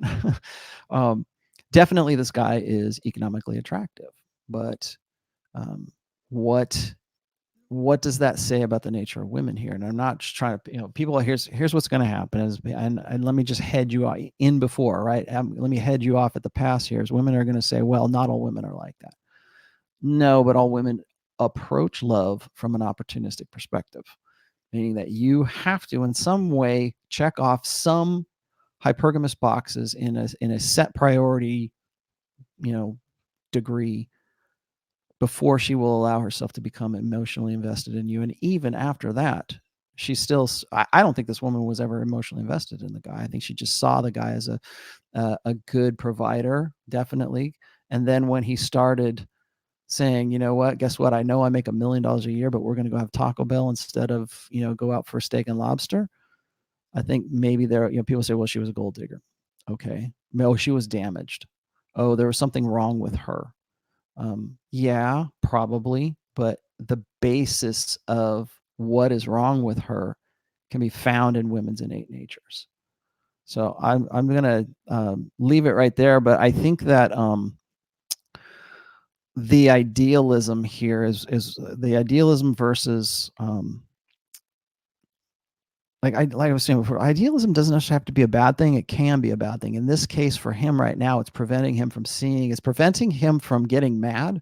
It's preventing him from actually looking into her nature and seeing what she's really all about. That's the idealism. You want to see. It's like, I'm an optimist. Okay, well, good, but blind optimism is just, you know, walking off a cliff. So keep that in mind. I'm going to go back through some of these right now. Sam, if I missed any of these, please run them by me here. I'm thinking I'm going to get to most of these. Let's see. PC Coder said, thanks for your help, man. $5, man. Thank you a lot. Red Pill and Pickup has changed my world. How's your fourth book coming along? The fourth book is actually, I've got the fourth book back from edits, and now the real work comes.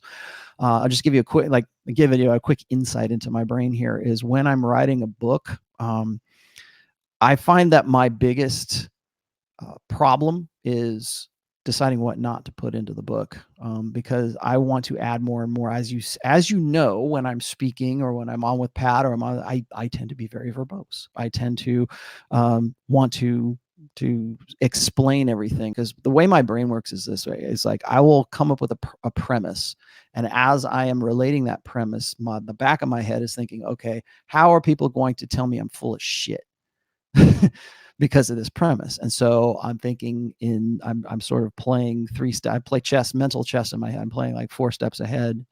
And so I want to make sure that I get the message across so people don't misunderstand me, because it's very easy for me to say something like, for instance, I could say, oh, men are idealistic and women are opportunistic when they approach love. But then there's a lot of details and caveats that come along with that as well.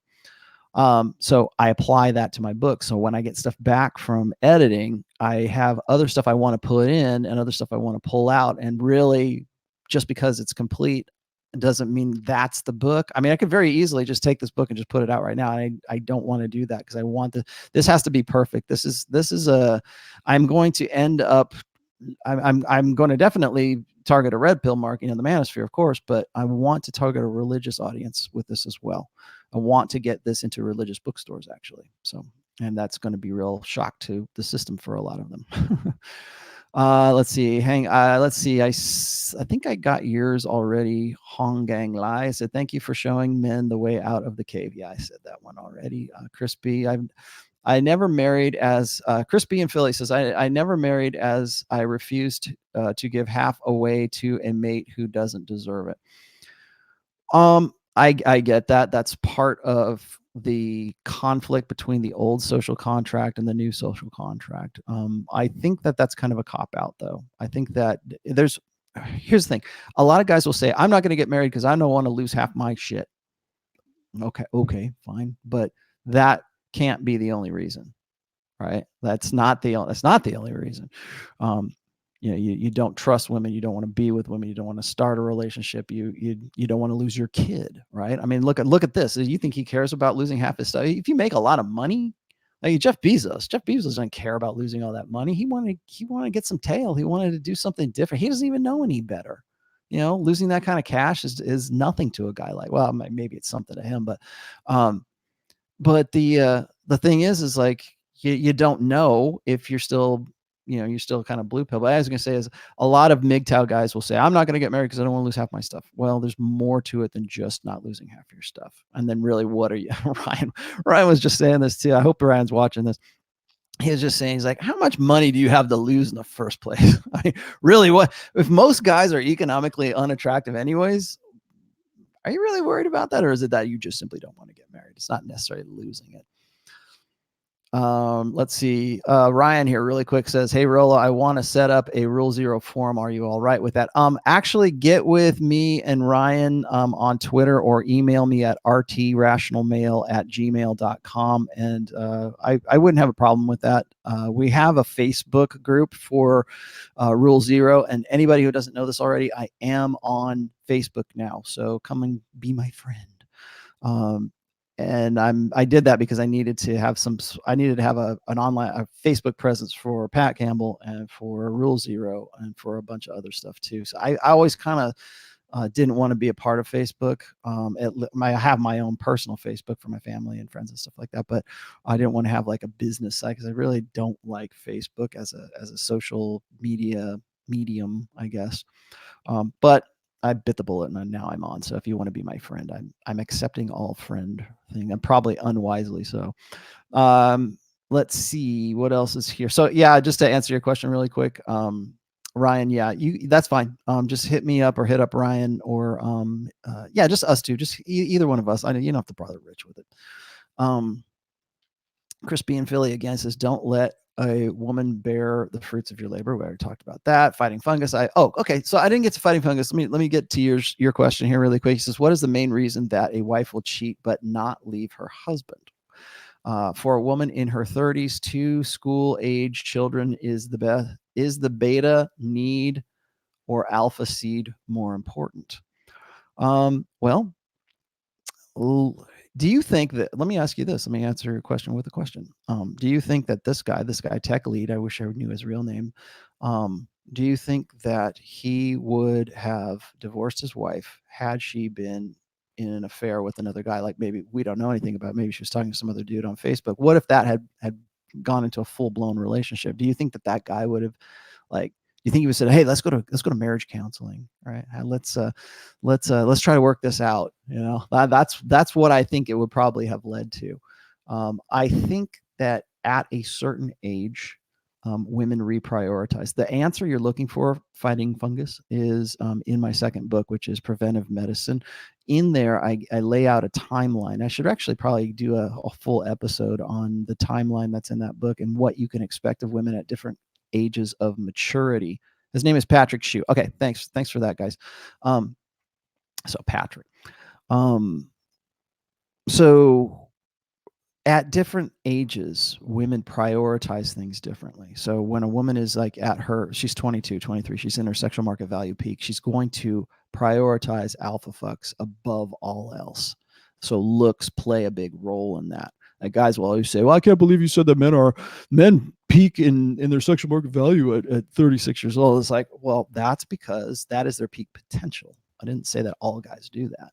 And they always want to say, well, it's always about sex, right? It's only about how good you look. And I say, well, if you still look good at 36, you're going to have more that makes you attractive to women than you would when you're 26 years old, unless you've like inherited a lot of money and you got all your ducks in a row there. Very few guys are like that. That's really kind of like the apex fallacy, is to believe that, just because a guy who's 26 years old and he's got a lot of money and he's, somebody sent me an Instagram account or profile of this guy who's just this model quality dude. He's like an Instagram model, but he's a dude. And very much, and any woman would say the guy's alpha. He's got a lot of money. He's got a lot of style. He's in all of his pictures. I wish I knew what the dude's name was. When you point to that, when you say, "Oh, look, I'm doomed. I'll never look like that." That dude, that is like such apex fallacy right there. But to get to your point, I think it sort of depends on what that woman's history is. Is she the kind of woman that's going to be making up for missing out? Is she the kind of woman who or does she live vicariously through her girlfriends? Is she going on girls' night out while you're at home watching the kids because you want to take one for the team and let her go have her fun on a Saturday night? I think that the main reason women cheat on men is because they're looking to making up for missing out. If you want my God's honest opinion of this, I think most women can't. They go. Here's what most women's life course is like. They'll be in their 20s. They'll be in their party years.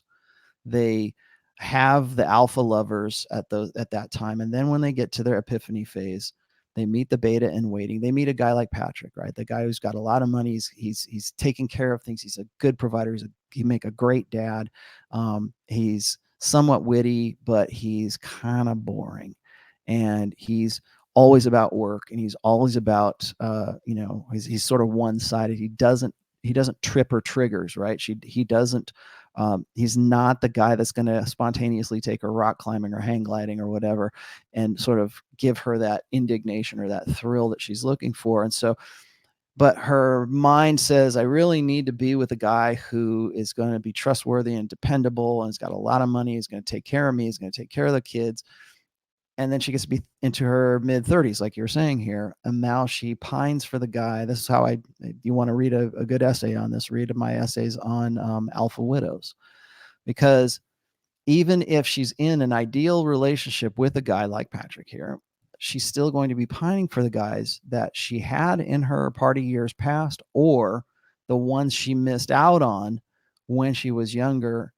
I've always said this, is that, we talk about the 7-year itch, like how when women have their kids with the beta guy, they've already got the guy locked down. They can easily take him for whatever, half of his stuff, half of his stuff. And they are incentivized to do so. That's why I talk about divorce porn. That divorce porn, by the way, is like eat, pray, love. It's whatever. It's like these fantasies. It's like these movies, these books that promote the idea that women should leave their boring beta husbands and fly off to Jamaica and find a new lover and live happily ever after, because why wouldn't they? They're going to take a lot of money out of, they're going to take some alimony, they're going to take some child support, and they're incentivized to do so. There's no incentives for men. In fact, there is a lot of disincentives for men to divorce their women, even when they have cheated. But the reason why most women cheat when they are in their mid-30s is because they're trying to eat. They know that the time is running out. When a woman gets to be in her epiphany phase between like 29 and 31 years old, she knows she's got to settle down if she's going to have a family and have a life. And that's why when women get to be 35 or 36, that's when they get really desperate and they, I can't find any good men. Why aren't there any good men? Primarily it's because they know that by the time they hit 40, they're going to be sexually invisible. I think there's something in women's hindbrains that says that they understand this from a very early age, from like puberty on. They understand that their sexual market value is a fast burn. It burns hot, but it burns quick.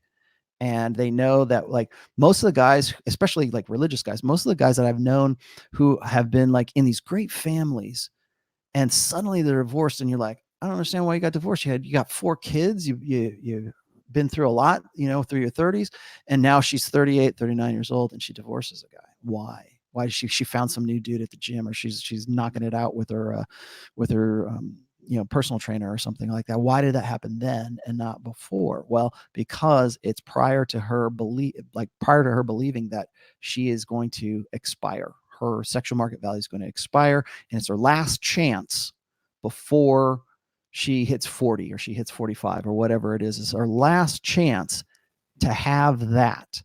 If she is making up for missing out, that's when a woman will come up to you and go, I want to have an open relationship. I want to try this poly thing that all the kids are doing. I want it, whatever, it's like there's that, whatever facilitates it. They want to get back to the alpha fun side, or whatever it is that they thought they missed or that they had before, and they want to find a way to return to, because they know that once they hit a certain age, and this is not, it could be true, could not be true, but it's in the back of the head. Remember, the wall isn't out here.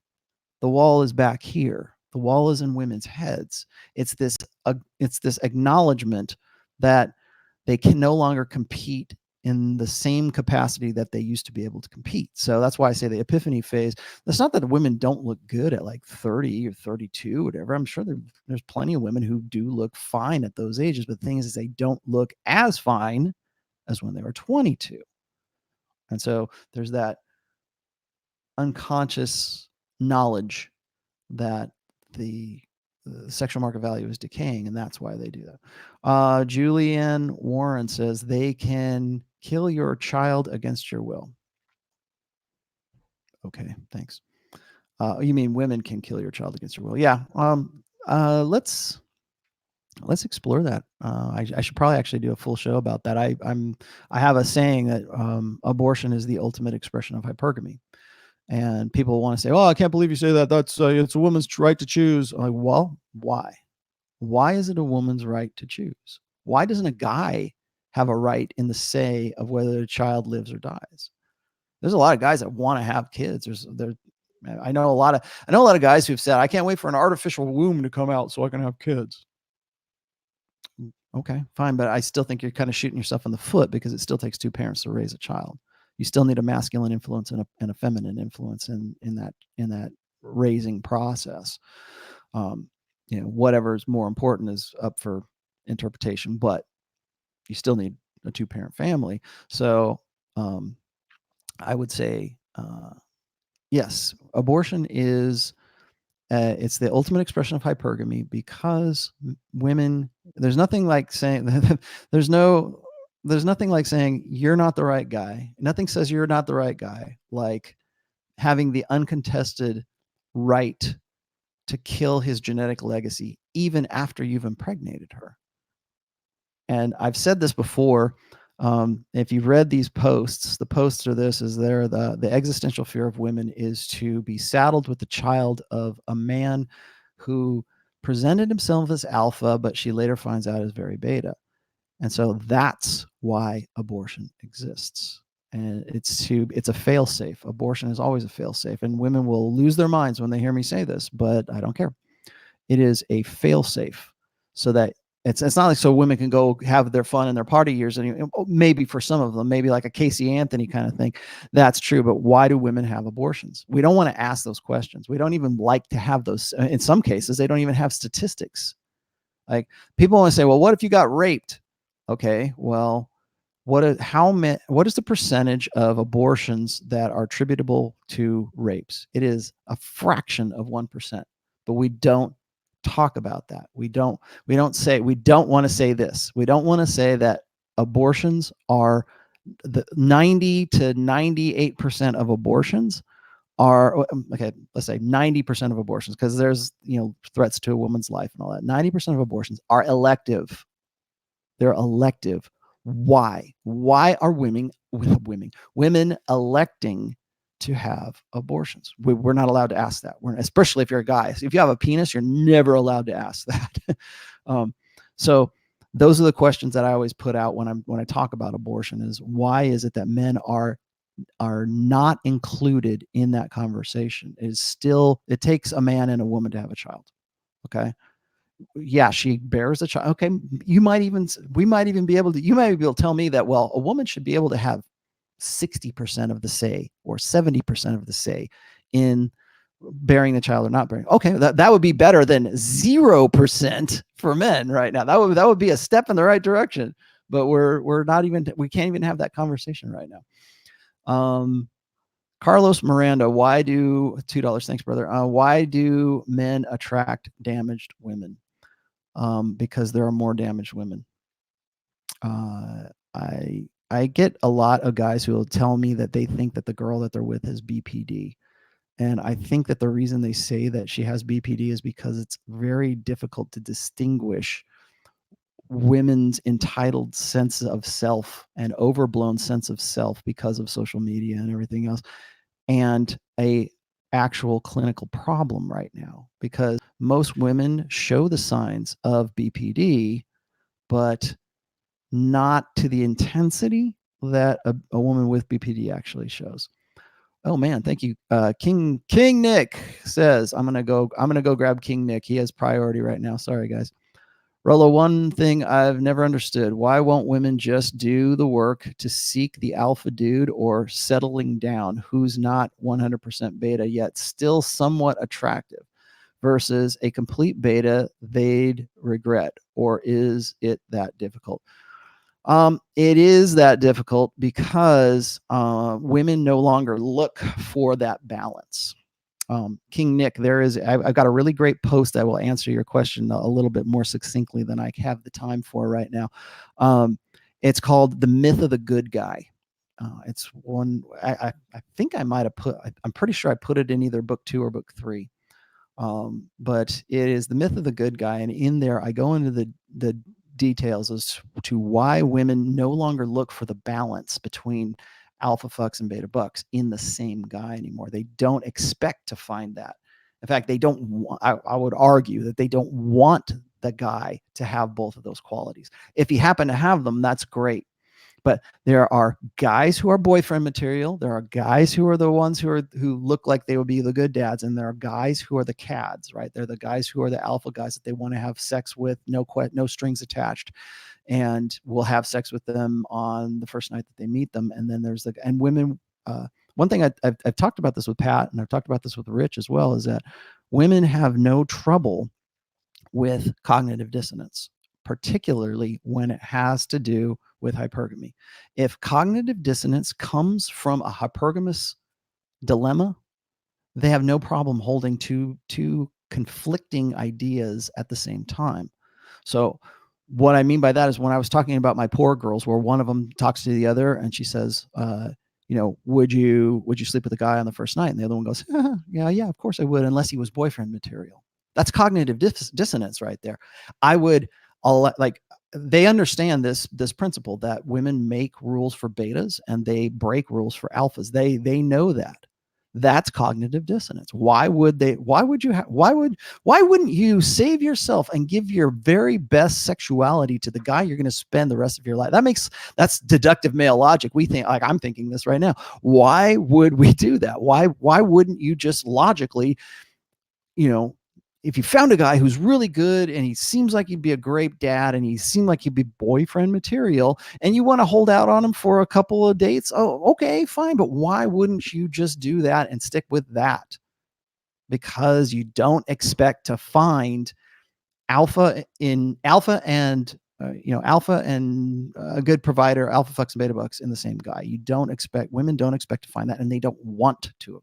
There's one guy that's for this and there's one guy that's for that. And that's the cognitive dissonance. And when it has to do, if cognitive dissonance means that she can balance hypergamy, it's no problem whatsoever for women to do that.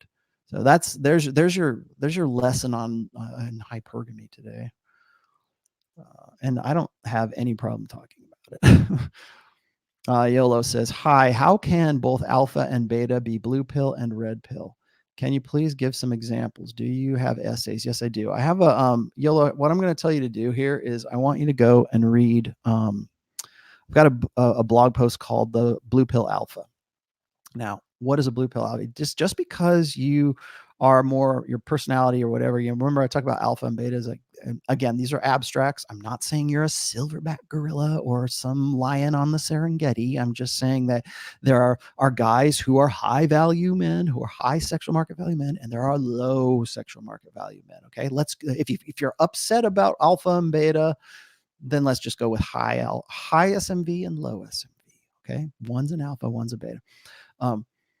Just because, and again, alpha is a mindset, not a demographic. Just because you are alpha does not mean that you cannot be conditioned by the blue pill to think in a certain way. In fact, most guys who are blue pill alphas are the most annoying white knights you will ever meet in your life. They're the guys who will jump to milady's honor and like beat your ass because you insulted a woman, no matter what the issue was. It's just because he believes in this old school chivalry kind of crap, whatever the blue pill is shoved into his brain. These are the guys who you go, that guy's so good looking. How can he not be swimming in top shelf pussy all the time? Why can't I get if he can't do it, then how can I do it? Right. Those are the guys that sort of dumbfound everybody. Well, why? Why is that? Because you can have a very good looking dude and he still be very blue pill. He can still, like, we teach men that socially enforced monogamy should be the norm. And that's like across the board. That's not just like blue pill chumps. That's like alpha guys too. We want them to also be devoted to one woman. We want him to do that. And how do we do that today? Well, we instill him with all of this blue pill conditioning. So yes, you can be alpha and you can be very blue pill. Oppositely, and this is the easiest one to describe, is you can also be very beta and be very red pill. There's a lot of guys like that. There's a lot of guys. There's plenty of black pill guys. There's plenty of incel guys who are otherwise beta, who are very red pill. They know the score, man. They know everything. So those are your comparisons right now. But go and read the Blue Pill Alpha on my blog, and that will explain things for you, YOLO. Crispy in Philly once more. Why does the guy place more faith and enthusiasm than the women for future plans and expectations? Because of the idealism, Chris. Because men are idealistic. We want to believe what is possible. We look out into the park and we go, oh, there's a river right there. How could we put a bridge there? That would be great if we could put a bridge there. I wonder what could be. What is possible? I have this awesome post. I'm just going to throw posts out at you today. I have an awesome post called Idealism. It's actually called Idealism. And in that, I've got a great picture. Actually, you know what? It is such a great post that I'm going to show you what it is here. It's called Idealism. And there's a really fantastic picture that I sourced for this post. This is the one. There it is. Okay, here you go. This is Idealism. I don't need any audio for that, so here it is. Look at this picture. See, this is male idealism and female opportunism in a very succinct picture right here.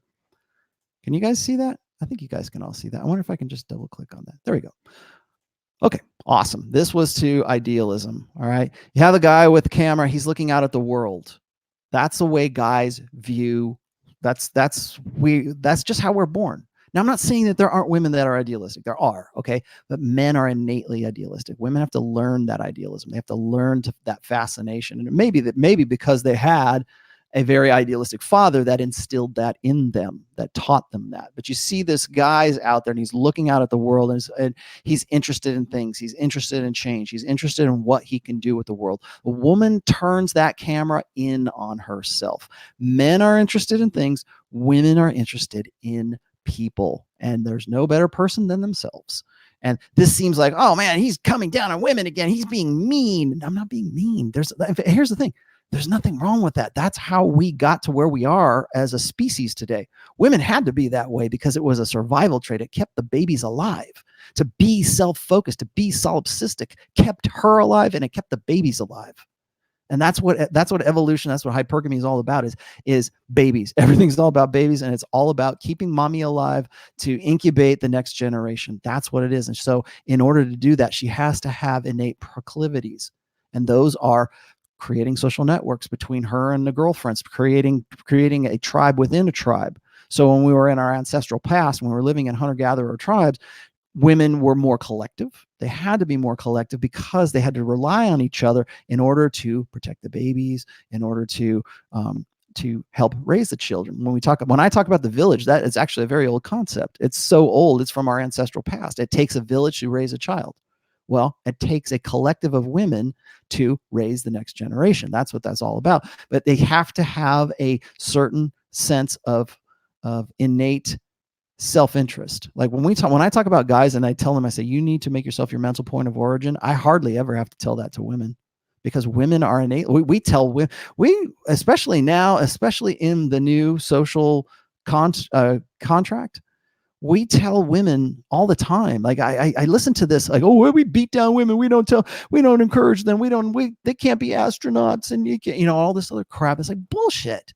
That's all we do. That's all we do is in school, in Disney, in pop culture, in music, in art, in everything. We make special dispensation for women. So don't give me this horse shit about how we don't want women to grow up to be like the next president of the United States. That's all we have been doing, especially since the middle 70s, since the mid 70s, we've done that. And at the same time, we've told men to take a step back.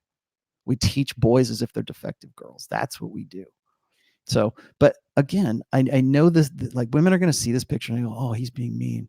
I'm not being mean. I'm just saying, look, this is the way things are. These are the natural proclivities here. Women are naturally opportunistic and in some cases self-absorbed, but let's be nice. They are self-concerned. They are self-important and self-important in a good respect because they have to be.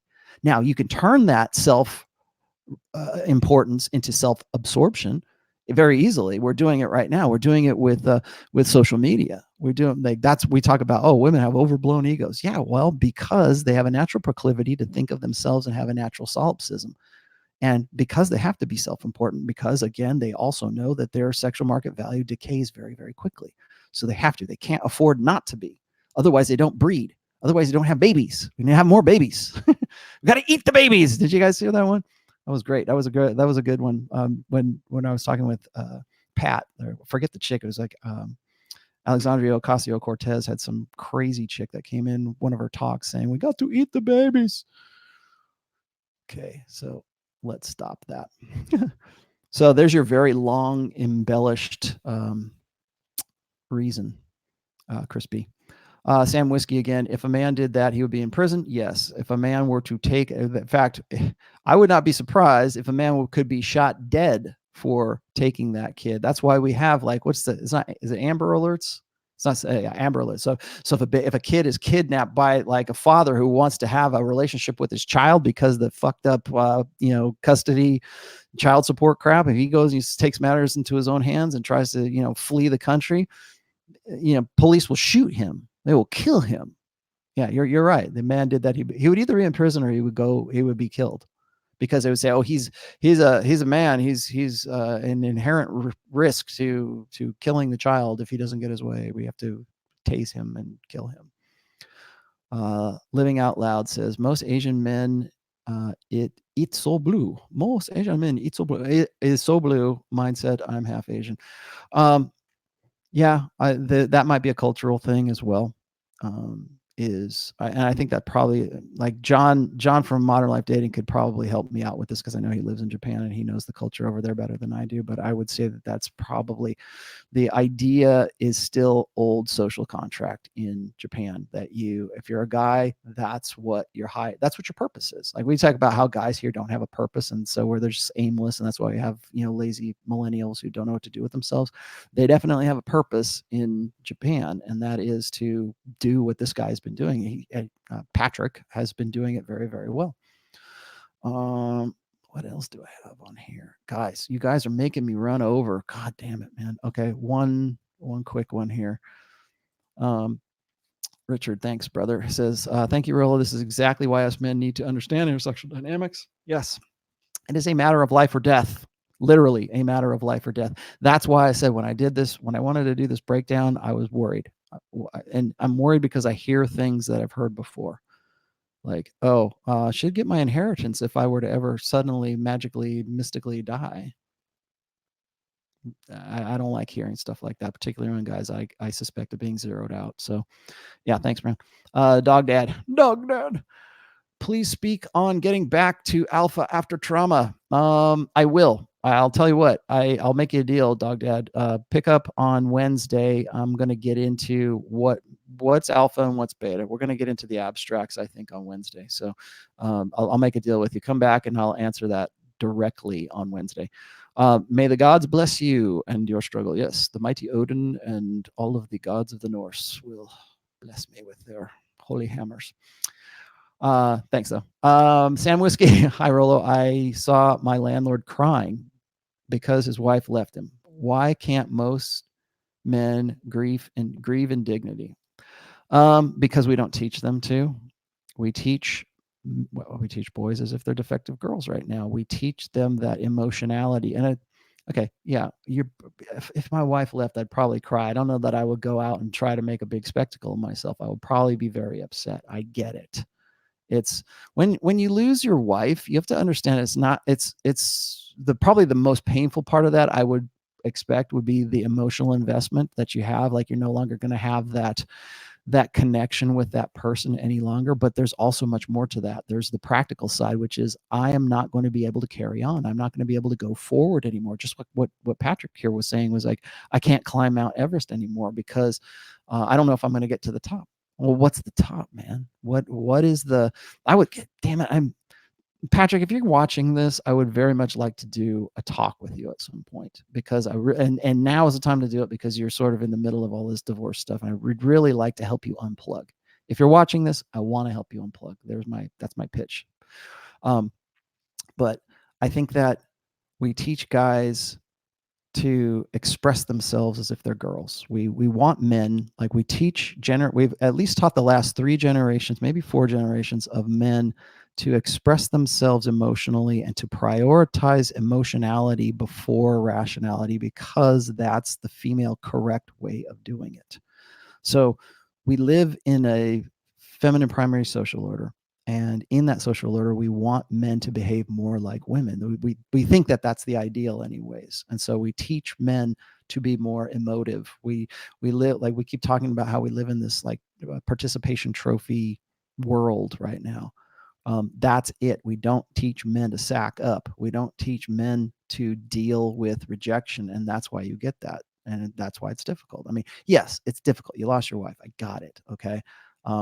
But why is there one emotional response rather than another emotional response? I'm not saying you have to, oh, Rollo, you said that we have to turn off our emotions. No, no, asshole. I'm just saying, look, there's a male way of dealing with emotions and a female way of dealing with emotions. If you don't believe me, this is actually scientifically proven that men and women process emotion, particularly negative emotion, differently. And if you don't believe me, I'll give you the stats for it. I have the links for it. Gave me $2 Canadian. Thank you, brother. If you weren't married today, what's your play? I don't know. I would still be dating. I don't think I'd ever get married again. I've said this before, man. I wouldn't get married again. Not under the present way that we do marriage now. It's not that marriage is a bad idea, but the way we do it now is a horrible idea, and it's only horrible for men. And I think I'm well educated enough in, red pill and game and everything. I'd probably be just fine, but I'm at a stage right now where I don't want to go back and live all that again. I think a lot of guys who are like 45, 50 years old and they get divorced and they start dating a younger chick who's like 30 something, like 35, 36 years old. And they think their ship came in, man. And then she wants to go back and do all the shit that he's done already. Like she wants, we're going to have babies now. It's all it's babies, right? We're going to have babies now. We're going to we're going to start a family. We're going to have Christmases and Thanksgivings, and we're going to raise them, and they're going to go through the diapers, and they're going to go through the terrible twos, and then they're going to be teenagers again. And like if you're 50 years old and your daughter or your son or whatever is 20 years old or 21 years old, you've done all that. You did all that. So it's like, it's almost impossible for you to like consider doing another long-term relationship because you're dealing with building something again. And it takes a real special guy if he wants to do that. Like if that's his thing, or maybe he missed out and he's like, oh, finally I got a woman, we can have babies. That's something to consider when you're an older guy and you find yourself single. Man, I give you guys some of my best stuff for a pittance, for $5, man. See how nice I am. People say, "Oh, Rollo's only in it for the money." Come on, man. I give you the goods here. And Chris understands that. Keep helping men out. Thanks for the $5, man. Ryan Sullivan says, "Hi, Rollo. I want to set up a Rule Zero forum." Okay, I talked to you about that. Mellow Man, $5 Canadian dollars. Is that more or less? I don't know what's the exchange rate against Canadian dollars. Can you suggest a reason why the average man should get married? Also, thoughts on if the manosphere is becoming an echo chamber. Gosh, I'm getting close here, man. I'm going to go for another 15 minutes. So thank you for the supers. If I don't get to you, I apologize, but I will answer this one. Is it becoming an echo chamber? I think it just depends on what sector of the manosphere you're talking about. I have always prided myself on having an open forum. I still do have an open forum. You know what? I don't need to wear this anymore right now. I still have an open forum. I always will have an open forum. I think that the only way to test the strength of an idea is in the crucible of open debate. So we have to be able to have that. Is it an echo chamber? I think depending on what tribe of the manosphere you're talking about, and some of them, yes. But I'm not going to say everyone is like that, and I'm not say, oh, go come to mine, I'm the only one available. No, there's other places too. There's forums. You can still go have a good debate on So Suave. Don't think of the manosphere as just like Twitter. Okay, think of the manosphere as forums, as Twitter, as Facebook, as like the entirety of the internet, right? Or the entirety of the thing. Because I think we get sort of locked into just the conversations that we're having on Twitter, and that's like if you go onto my comment section, you will get a degree of conversation right there you will never find on Twitter, because you have more characters, you have more, you can put more of yourself into. You use pictures, you can use video, whatever it is that you want to do to make your point. So I think it's a mistake to think of the manosphere as just Twitter. That is I'm happy to have 47,000 followers, great, but that's one very, I'm not saying it's insignificant, but it's one aspect of the manosphere, and you need to make sure that. Now, your other question is suggest a reason why the average man should get married. The only thing I can think of right now is child rearing, and until that is, I still believe that, and I asked this question yesterday on Rule 0. I still believe that men and women are complements to each other, and I still believe that we are better together than we are apart. The way our society and the way intersexual dynamics are going right now, things are pretty screwed up. And it's going to take a lot of work, particularly on the part of women, to humble themselves and to really bust themselves down, which they're not going to do. There's going to have to be something that busts women down, that sort of takes their head out of their ass. And so, we were just talking about like economically unattractive guys. Well, why? Why is that even an issue, right? It should be love, right? It should be no, it's not. And they know that it's not, but they still believe that that's what they deserve. They deserve that guy who makes 58% more than they actually do. So how do you sort of bring women back down to earth? At some, like, I was looking at this one, article. It's called the She Economy. I think it was like in Forbes, or it must have been The Economist or something, how they were saying that by 2026, like 80% of college degrees will be women. And in the coming decade, women will make up more of the economy than men will. And so what does that say about like marriage prospects? Women are going to have to find some way to sort of bust themselves up. Now, here's the thing. Just because you have a degree doesn't mean you're going to be a high earning woman, but it still puts that into women's heads that I deserve a guy who makes more money than me. Even though I make, $36,000 a year, I need a guy who makes $56,000 a year. So there's going to be a reckoning at some point. Right now, the only reason I would say men and women should get married is because of kids. It's you need to have a stable place to have it. But I would like to believe that there's other reasons why. Like, because if you find a guy who's a good dude, and you find a woman who is on board and they play on the same team, I'm not saying they don't exist. I mean, remember, what was they saying? Like 50% of marriages end in divorce. Well, that means another 50% are still sticking together. They tend to be upper middle class. They tend to be in a particular demographic. But even though 50% of marriages are still getting together, remember, 43% of births are born out of wedlock. So within those pregnancies, pregnancy is not positively correlated with marriage. So let's just be honest about that. There's going to be a lot of things that I want to believe, like, if I'm the optimist in me wants to believe that men and women can come together and they can have, because I have a great marriage. I mean, I do. My wife is fantastic, and we've always played on the same team. And I think that's, and just sort of relating this back to what Pat, like the videos that I went into here today. I really wish, maybe it's the idealist in me. I really wish guys could have that, but I can't ever use my marriage as a basis for what guys can realistically have, because I know I'm an outlier. You know what happened with me with my wife? I didn't knock my wife up and then marry her. We actually were married for 2 years, and we said, hey, we want to have a baby? Yeah, okay, let's go for it. Let's have a baby. That makes me an outlier. In this day, that makes me an outlier. When in the day where 43% of babies are born out of wedlock, that makes me an outlier for doing something. My brother didn't do that. My brother actually knocked up his wife, and then they got married after that. And I know a lot of other people in my family, I'm not going to say who, but other people followed along the same thing. It's almost like that's the norm right now. It's like out of the ordinary to actually get together, fall in love, be into each other, have a complementary marriage, and be married for a couple of years and then have kids. That's an anomaly right now. I would love to be able to sit here and say, oh, you can have that. Just do what I told you to do. I'm not going to tell you that. I certainly can't, because I know that my situation is not your situation. That's why I don't give prescriptions. So the only reason I can think of is child rearing, but I would like there to be something more.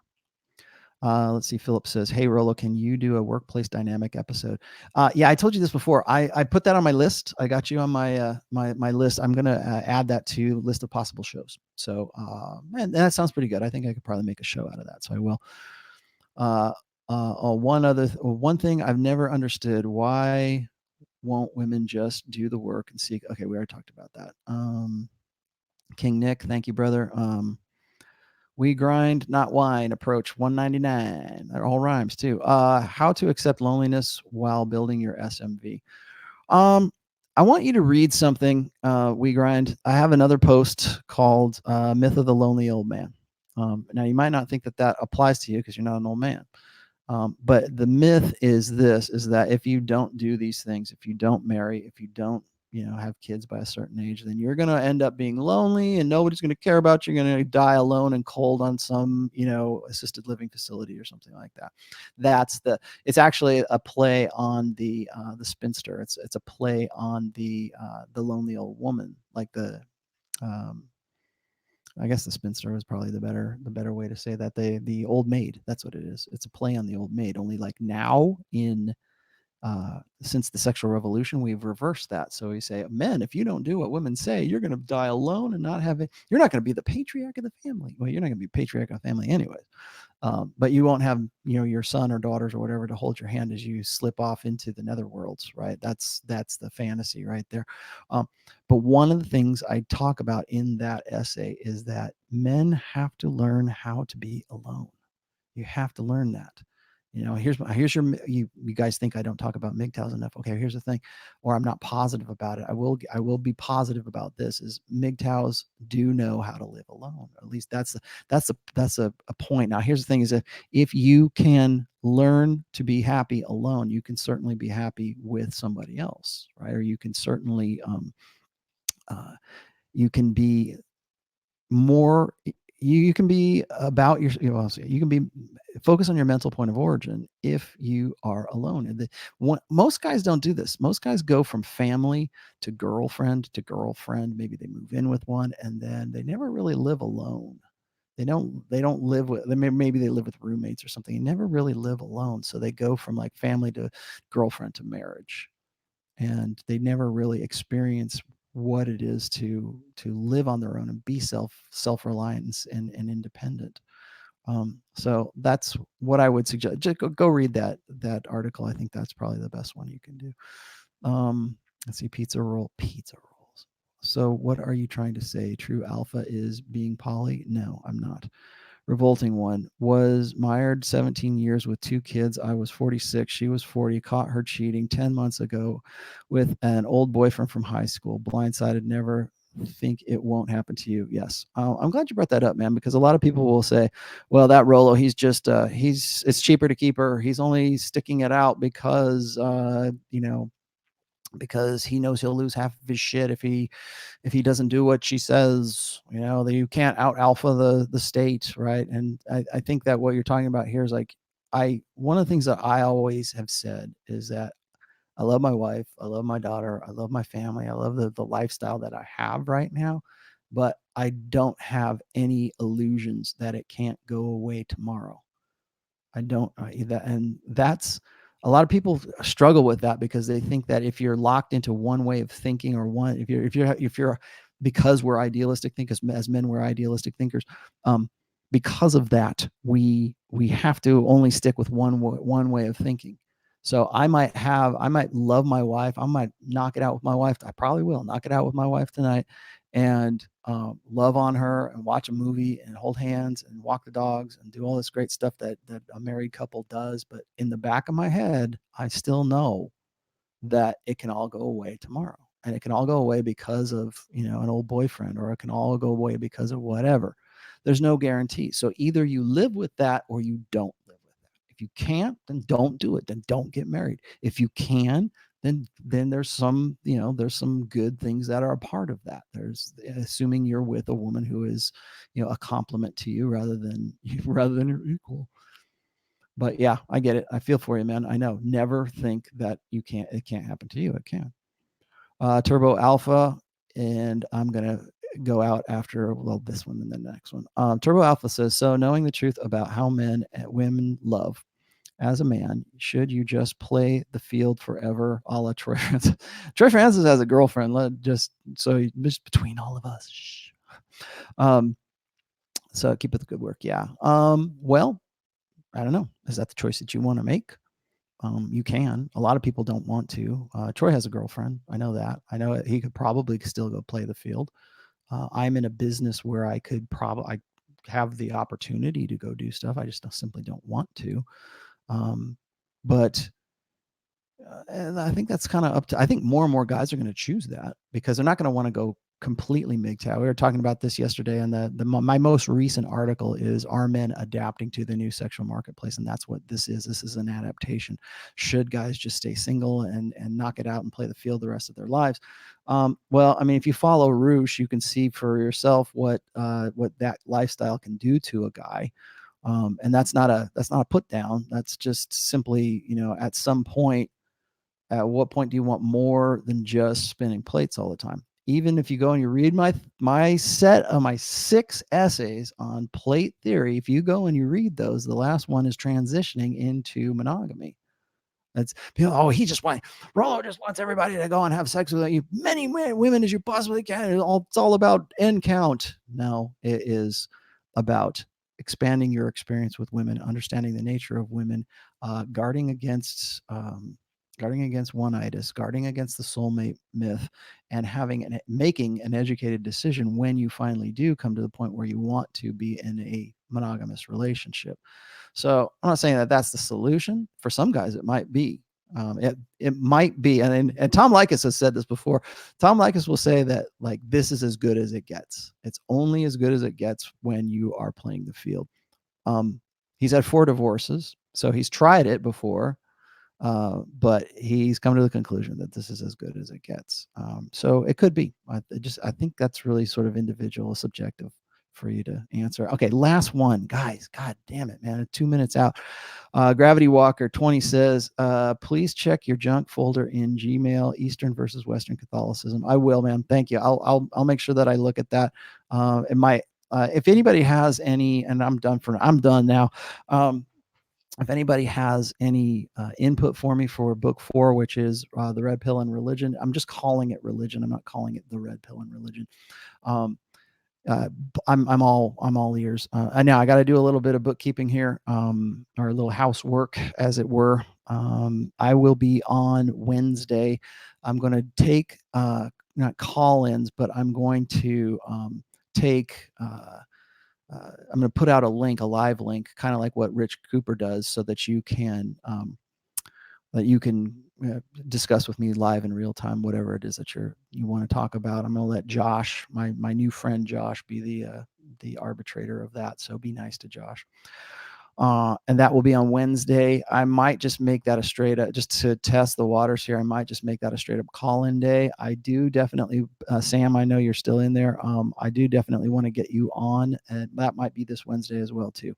So I'm going to be doing that at 3:00 Pacific, which is 6:00 Eastern. That'll be Wednesday. On Friday, I'll be on Pat Campbell's show. I have a new time slot on Pat Campbell's show. I am on at 10:00 Eastern, no longer 8:00. So I'm pushed back 2 hours now because he's going from 7 to noon right now on his show. And so that kind of affected mine. I'm happy about it because it means I don't have to get up at 4:00 in the morning anymore. anymore. So if you are wanting to hear me live on terrestrial radio show, I am on AM 1170 in Tulsa, Oklahoma with him. I usually put a link to that. There's a link to it in my sidebar of the Rational Mail blog, but you can also get the link when I tweet it out on Friday mornings. So just follow me on Twitter. Follow me here. Again, I'm trying to get up to at least 30,000 subs pretty soon here. I'm almost at 28, I think.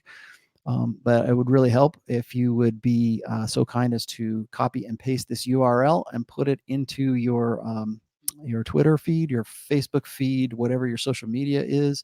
Put it on your blog. I'd be much appreciated. It helps me out immeasurably.